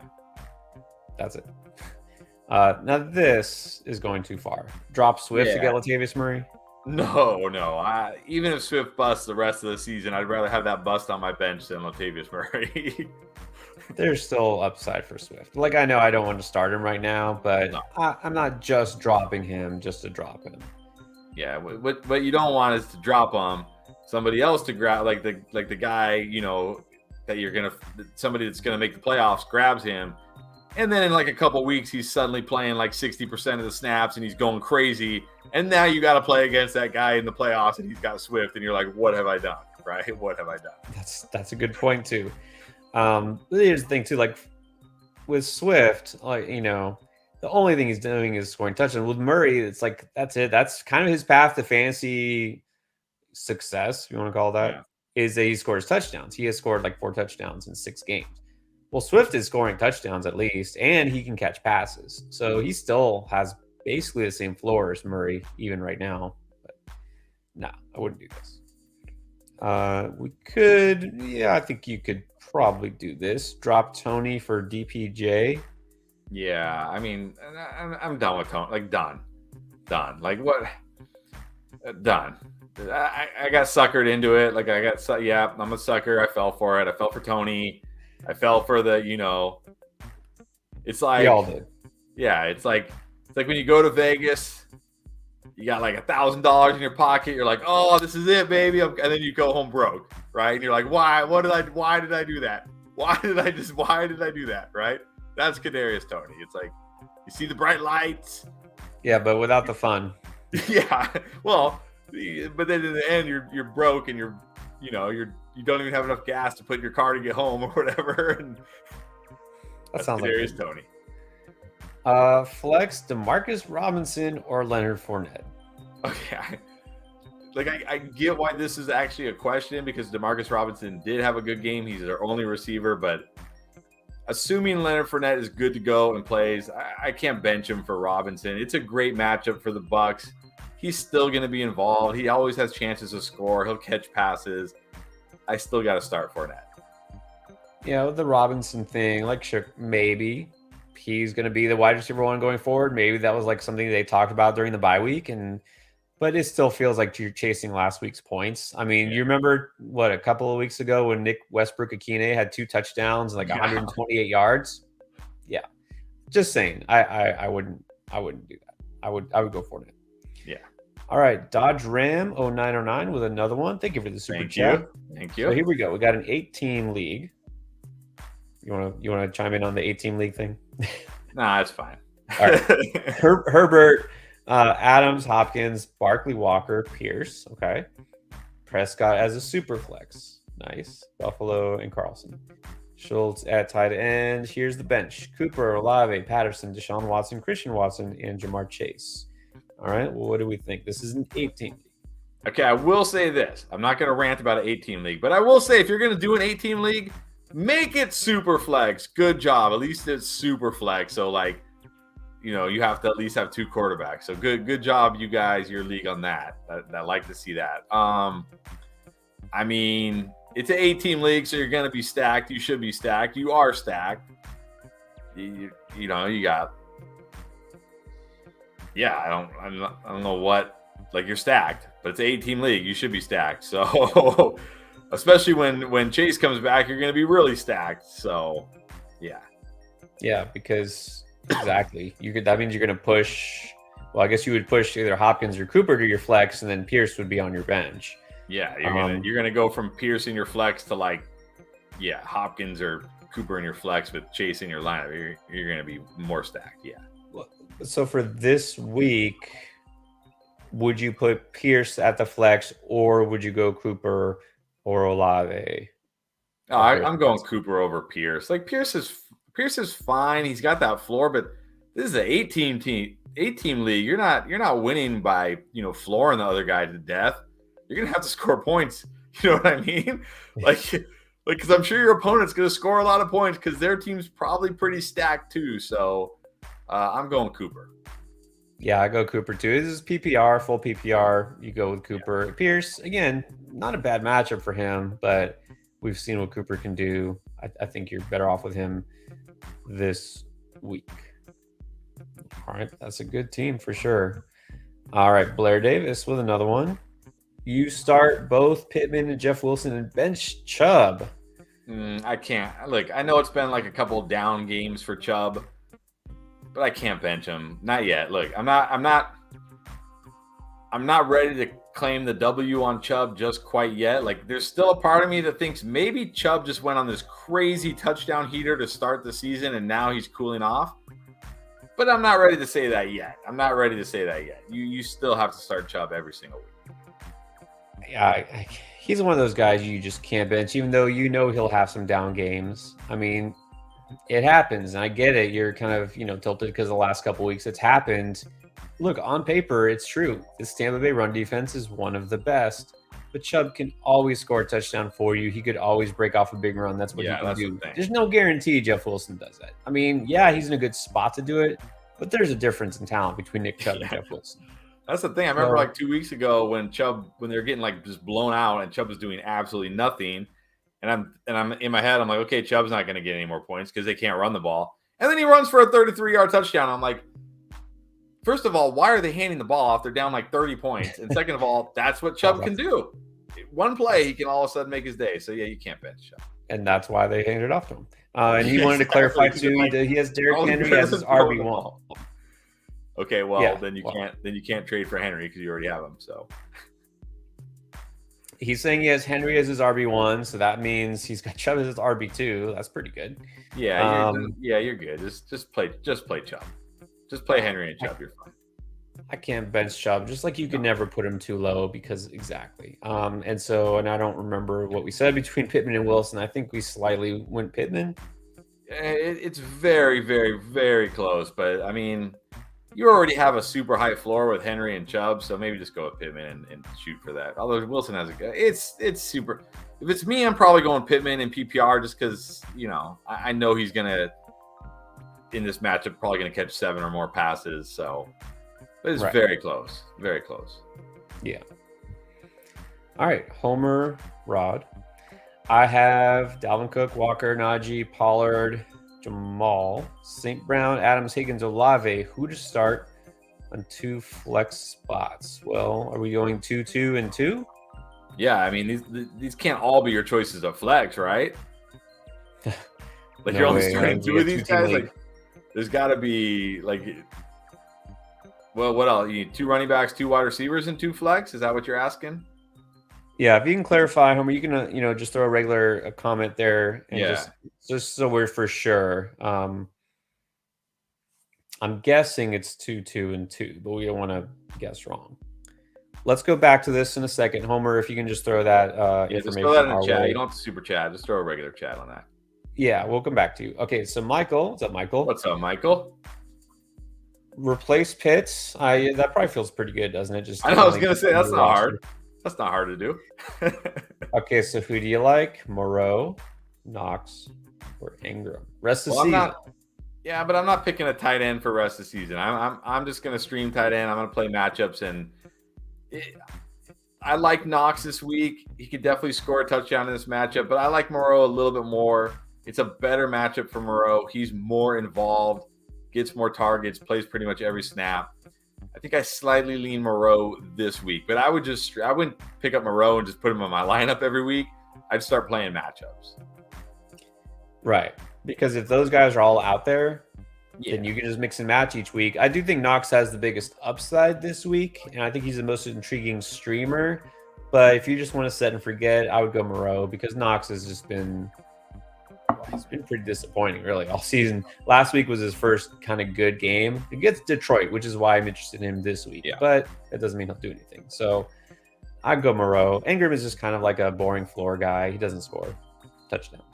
All right, so Homer did say it's 2-2 and 2. So here we go. 2 running backs, 2 receivers, and then pick 2 flex. All right, well, at running back, I'm going to go – I think this week I'm going to go Walker and Pollard. I know it's hard to bench Cook, but again, you have such good options, and it's such a bad matchup for Cook. I'll just roll with Walker and Pollard. Yep. At wide receiver, I got to go Adams and Higgins. I mean, those guys, you can't bench them. Those are guys that are just – they're in my lineup every week. I don't even look. I don't care who they're playing. They're just in my lineup. As long as they're not on bye, they're in my lineup. Yep. And then at flex – I think I'm going to go 2 flex spots. 2 flex. I think I'm going to go, you know what? I'll play Cook now. I'll go St. Brown and Cook just because I know it's a bad matchup for Cook, but he can always rip off a long run. He can always score touchdowns. I do like Najee this week, but he's not like risk-free. Same with Olave. I think I'm going to go St. Brown and Cook. Yeah, well, it is tough to keep a guy like Cook on the bench because even with negative game script, even with bad matchup, he can always pick that big run, kind of like we just said with Nick Chubb. Yeah. Look, for running back, definitely Walker for sure, and I like Pollard. At receiver, definitely Adams and Higgins. Those are no-brainers. St. Brown has to be 1 flex. I'm stuck on the other one. I thought maybe Najee over Cook. It's tough because Najee is a little bit I hate to say I'll play the safer guy, but I mean, I do like Najee this week. He's been better. He's obviously got a much better matchup than Cook. It is hard to bench Cook. So I'm going to be tossing between those 2 guys. No, actually, I'll go Cook too. Because think about it, Indianapolis really hasn't had a bad run defense. Yeah. Their problem hasn't been that. It's been their offense. So we'll do that. Flex Cook and the Sun God. Ryan Watkins, Burks or Gabe? Definitely Gabe. I mean, these are both kind of like boom bust guys, and Gabe against the Lions. Yeah, maybe he busts, but man, it seems like he's going to boom. I got to play Gabe. You got to take a chance on Gabe. I mean, The matchup is way too good. It's not like Burks is this, sure thing either. I mean, had a Yeah, good week no, last week, but definitely still, not. I'm going Gabe. Easily Gabe. And then Joe Trap, Connor or Pierce. This week, it is definitely Connor. One of the best matchups for running backs. We know he can score. He's getting pretty much all the running back touches. Got to go Connor this week. Yeah, not often we'll say that, but yeah, Connor, such a smash spot against certain defenses you stream against. Houston run defense, Chargers run defense, Connor's, and he's the guy there, right? He knows. Yep. Here you go, James Conner. Maybe Kyler Murray doesn't play or is limited. I think we're going to see a lot of Connor, so you have to trust that. You can't trust that Houston, even though they've kind of done it most of the season, just pin back their ears and run the ball. Like, it doesn't matter how much they're losing by. They could be losing by a lot in this game. You just don't know. I mean, that's what I'm hoping. All right, and then we get this is a good question. I think is a trade question for Samuel Nitz. Okay, so he sent Kelsey, Olave, and Christian Watson for Hill, Pollard, Pickens, and Deshaun Watson. I don't know if he got Njoku in the trade, but he has Njoku. I mean, look, if you're going to trade Kelsey, getting Tyreek Hill is a pretty good, pretty good return. Plus, you got Pollard. Plus, you got Pickens, who I probably prefer over Watson. And you got Deshaun Watson. I'm assuming you need quarterback help. I think this is a pretty fair trade. I think you did well. I mean, look, it hurts to give up Kelsey, but if you're going to get Tyreek Hill, Tony Pollard, I think Pickens could have a big second half here. I think you did well here. Yeah, I mean, you gained a player, that's going to help you, obviously, if you need quarterback help. And then you got Njoku, so you're not going to be, really hurting or just desperate at tight end. And look, that Watson and Njoku connection, if that comes through, then you're going to be good. Pollard, more of a sell high than a buy right now, but still, you didn't really give up a lot to get him. It's Pollard for Olave. I think that's fair. So yeah. I think this is a good trade for you. All right, guys, we're on a few more minutes, just so you know. Last reminders, if you throw a super chat our way, we'll definitely answer it before we go off, which will be in about 10 minutes. So last chance for those. We'll get to some regular comments and try our lightning round. That's always fun. We answer them as fast as possible. If you've been watching this whole time and you haven't subscribed yet, then I don't know what to tell you. Okay, so just hit subscribe, like, thumbs up, hit the notification bell. You'll know the next time we go live Saturday night. Don't forget, we'll be doing a start to sit show as we do to help you. And if you want to join us on Sunday morning before kickoff, we are there every week with our patrons. A small little chat on a Zoom with our patrons. Answer starts it. Any kind of questions for all leagues. Patreon.com/fantasyfootballendgame. You see it down below. That's the link. All right. I think we're caught up now in super chats. Let's do a few regular comments. If you see anything, throw it up there. Otherwise, we'll just pick some. All right. Those one's interesting. Al? No, it's Al or AI. Debo or Christian Kirk? I gotta go Christian Kirk this week. I'm not fully buying into that Debo game. It was the Cardinals. They're one of the worst teams yards after catch. That run he had, they didn't even touch him. Christian Kirk's in such a good spot this week. It's such a smash spot for Christian Kirk. I'm going Kirk over Debo this week. It's close. I mean, I like both of them this week, but I do give the edge to Kirk. I have him a little bit higher. I mean, you can't really go wrong, but yeah, I actually will go Kirk also. Blair, no need to worry. Not tough at all. That's what we do. All right, let's see. Okay, I've seen this question a few times, so I think it's a good one. Who would you target to get for Pittman? I guess you're trying to trade him. Trying to trade him away? I mean, you're probably looking at... assuming you're going to want to get a running back because no point in trading Pittman for a wide receiver. You might as well keep Pittman. So, I don't know. I mean, the guys that you're probably looking at are probably Because I don't think Pittman has a ton of value right now. Like, I don't think people are as high on Pittman as we are. Because it's not like he's had huge games, right? So, I mean, you're probably going to be looking at guys like maybe Jeff Wilson, Miles Sanders, maybe Damian Pierce coming off a bad game. Probably guys like that. Yeah, I think that's about right. And you don't know how other people value. They might be real high on Miles Sanders. They might, Pierce is a stud. Try for those guys. If not, I think Wilson is fair.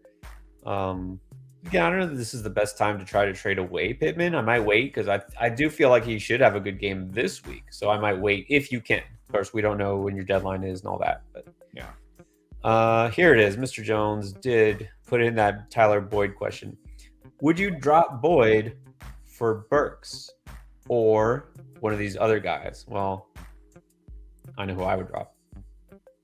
I mean, I think you can drop Dillon or Thielen for Burks, honestly. I'd probably drop Thielen. I got no hope for Thielen. No hope for Thielen. Dillon at least still a handcuff. Thielen is nothing. Thielen's like a 3-catch, no touchdown guy. That's true. Well, that's true. At least Dillon, because at a position, look, if Aaron Jones goes down, then yeah, okay. So I was gonna say you can drop Dillon because he's nothing. He looked terrible. Yeah. But yeah, drop Thielen. I wouldn't drop Boyd if you have other guys to drop. I think Boyd still has some value, even when Chase comes back. He has his moments. So hold Boyd, drop Thielen instead. See, it was driving me crazy. I knew there was an interesting Boyd question. There it is. All right. There it is. What do you think about this? Would you trade Pickens for Swift? I mean, who would have thought we'd have this question? I know. I mean, maybe we'd think like we'd have this question because Pickens was like this year's Jamar Chase or Justin Jefferson or something, not because not because Swift is so bad.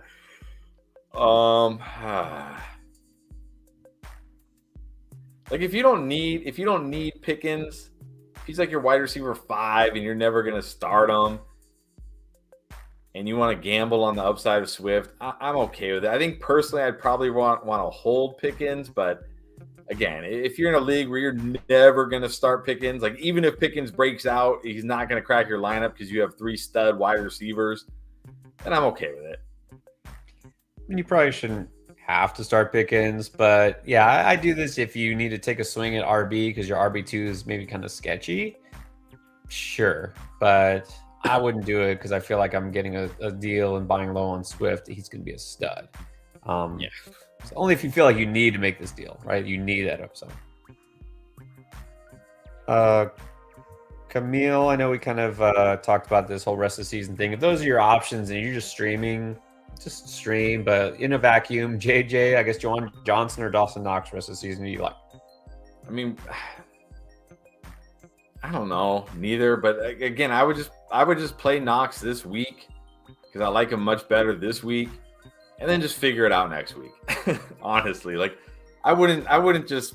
Neither of these guys are going to be in my lineup every single week. Like, yeah, I mean, hopefully not. But I mean, I think Juwan Johnson might have more rest of the season value, but I like Knox better this week. So maybe go Knox and then swap him out. Exactly. Like I like Knox so much better this week that I don't even care if I like Johnson better rest of the season. I'd rather play Knox this week and then figure it out, honestly. So go Knox, and then we'll do the 8-ball thing. Ask again later. Like ask us next week, and then we'll see what the answer is. Let's do another Juwan Johnson question. Why not? Should I trade Miles Sanders for Johnson and Gibson? I don't think so. Like Gibson has a nice matchup this week, and then every matchup from now until week 17 is brutal. I think I'd prefer Miles Sanders and Juwan Johnson. Like again, I can just go grab somebody off waivers if I need to. So I keep Miles Sanders. I'm gonna keep Miles Sanders. Yeah, I wouldn't do this. I would rather have Miles Sanders. Whoops, it keeps moving on me. Here we go. Joshua, Pickens or Ayuk this week? Gotta go Ayuk. Ayuk's been looking good for 4 or 5 games in a row. Saints secondary not very good. I gotta go Ayuk. Going Ayuk until further notice. He's continuing to be involved. I know the yardage wasn't great last night, but he's scoring touchdowns. I mean, Ayuk is almost a set and forget wide receiver 3 at this point. Let's see a couple others. Here's a waiver wire one.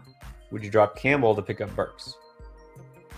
Probably. I mean, what are we really getting from Campbell? He's just like kind of a floor play. At least Burks has the potential for upside. So yeah, I probably do that. You know, I like the upside. I always go for upside. We say it again. Yeah. That's what wins. The guy who's, I think, clearly the number 1 receiver now, probably in Tennessee. Yeah. Campbell is not the number 1 guy. So I would rather have Burks. Let's see. Is this a... Well, it's not really a Thursday one. That's okay. We'll do it anyways. Wilkin, Caceres, pick 3, Najee, Kamara, Keenan, and Godwin. I think I'm benching Kamara. I'm benching Kamara out of that group. It's a brutal matchup on the road against San Francisco. I like Najee. I like Keenan. I like Godwin. I'm benching Kamara. I thought you might say that, and I agree. I'm going to bench Kamara too. I feel pretty good about the others. Kamara, again, guys, check the stats. Don't look at the name. Don't look at where you draft him. Yeah. Look at how he's done. Not just 1, 2, 3 straight weeks of just not much. So yeah, and it's just not a good matchup for him. All right, last chance. Oh, we got one under the buzzer here. Super chat from Alexander Courtney. Thank you. Appreciate that. So we got Rashad White, Latavius Murray, or Pacheco. I think I got to go Rashad White. Like, Pacheco's got a tough matchup. Murray's got a good matchup, but come on, he's Latavius Murray on the Broncos. If Rashad White gets at least half the touches against the Browns, I think he'll have a nice day. I feel better about him scoring a touchdown than Latavius Murray, even though Latavius Murray has been scoring touchdowns. But I mean, come on, this offense gives you like one chance. You get one chance. You either score or you don't. Like, right? I'm going to go Rashad White this week. I'm going to go Rashad White again. A little down on Pacheco. We loved him last week. Got to fade him a little bit this week. Yeah. And then Murray is touchdown or bust, really. I mean, still. He's at this point still being the only guy there. He's still kind of like a poor man's Jamal Williams. Yeah. If that makes sense. Yes. Yeah, I'll go with Rashad White, the guy with more upside. Shocking, I know. All right, and then let's do 2 more. Okay. Gavin Gappa, Jimmy G, Aaron Rodgers, or Deshaun Watson rest of season? Well, it's Deshaun Watson, but you're not going to have Deshaun Watson until next week. Right. But if you can live without him this week, I would prefer Deshaun Watson over those guys. I mean, I do have some trepidation. Like, will we see a very good Deshaun Watson because he hasn't played an NFL game in a year and a half? But still, we're talking about Jimmy G and Aaron Rodgers. Like, I'll just take my chances with Deshaun Watson over those guys. Yeah, and again, we kind of keep warning people, like, don't expect Deshaun Watson of a couple of years ago when he led the league in passing. That was a different situation, but yeah, I'll go Watson over those 2 guys. All right, and then if Chase plays, don't count on it. Okay, but if he does, and then you gotta pick, I guess, as a flex play, Najee or Jeff Wilson. Gotta go Jeff Wilson. I like Najee this week, but man, it's too hard to ignore that Houston matchup. I gotta go Jeff Wilson this week. Yeah, I agree. Pretty close, but still, the upside lies with the guy going against the worst run defense in the league. That's Jeff Wilson. So, like Najee, though, gotta definitely be feeling better about him. But I also don't necessarily expect Jamar Chase to play. And if he does play, I don't know that I'm rushing to put him in my lineup because there's some risk there. Oh, just when I thought we were done. Adrian with a super chat. Thank you. Oh, here we go. You pulled off a trade already, apparently. Yeah, I remember we had this. Okay, so let's see. Tua, Monty, Amon-Ra, Dulcich, for Cook and Josh Allen. 4 for 2. But you're getting the running back upgrade. You're losing Amon-Ra, which hurts. But you're getting Josh Allen. Basically, is it worth giving up Sunga to upgrade a quarterback and running back? Probably. Because Dulcich is whatever. Yeah, but I remember he had like 4 good wide receivers. Like, didn't he have like Christian Kirk? He had like Amon-Ra, Christian Kirk. think so. Godwin. Olave. It's hard to say because we've had a lot of the same guys, like a lot of the same like. But I felt like he had 4 pretty good wide receivers, so I feel like he can. Because you'd obviously prefer Dalvin Cook over Montgomery rest of the season, and I mean Josh Allen, despite his struggles last week, I think we are good with Josh Allen rest of the season. I think I'm okay with this. Honestly. I think, again, not remembering all the receivers, but I think as long as you can compensate, I would do this because, again, you get probably the QB1, right? Should be. You get a stud running back. I mean, Monte's fine, but you get an upgrade at running back. So, yeah, I think you do this. So here's who he had. He had Godwin, Amari, and Kirk. So now he's got Godwin, Amari, and Kirk to go, and he's got, and I think he said he had Etienne. So now he'll have Etienne, Dalvin Cook, Godwin, Amari, and Kirk. I'm fine with this. Dulcich is a throw-in. Yeah, I think that's good. Yeah, I think that's good. I like that.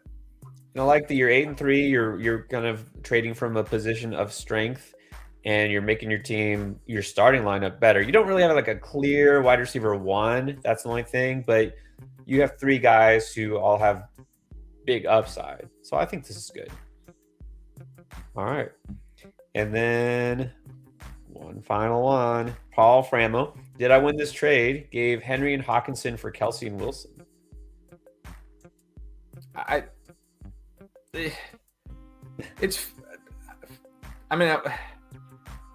think so. Look, Kelsey right now is the number 3 overall scorer. Not number, like it's Austin Eckler, Stephon Diggs, Travis Kelsey. Those are your top 3 scorers right now. Travis Kelsey, the third, and he's only 7 points behind Austin Eckler. So I think Kelsey is actually more of an advantage at tight end than Henry is at running back. And look, you have Kelsey. You don't need Hawkinson anymore.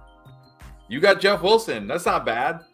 Like, you basically gave up Henry for Kelsey and Jeff Wilson because you don't need Hawkinson anymore. So I think this is I think you won. I think you won this. All right. Well, here's the thing. This clarifies things. This always helps to know because at first I was like, because I kind of like Hawkinson. Rest of the season, he's good. You're basically like swapping strength, like tight end for running back.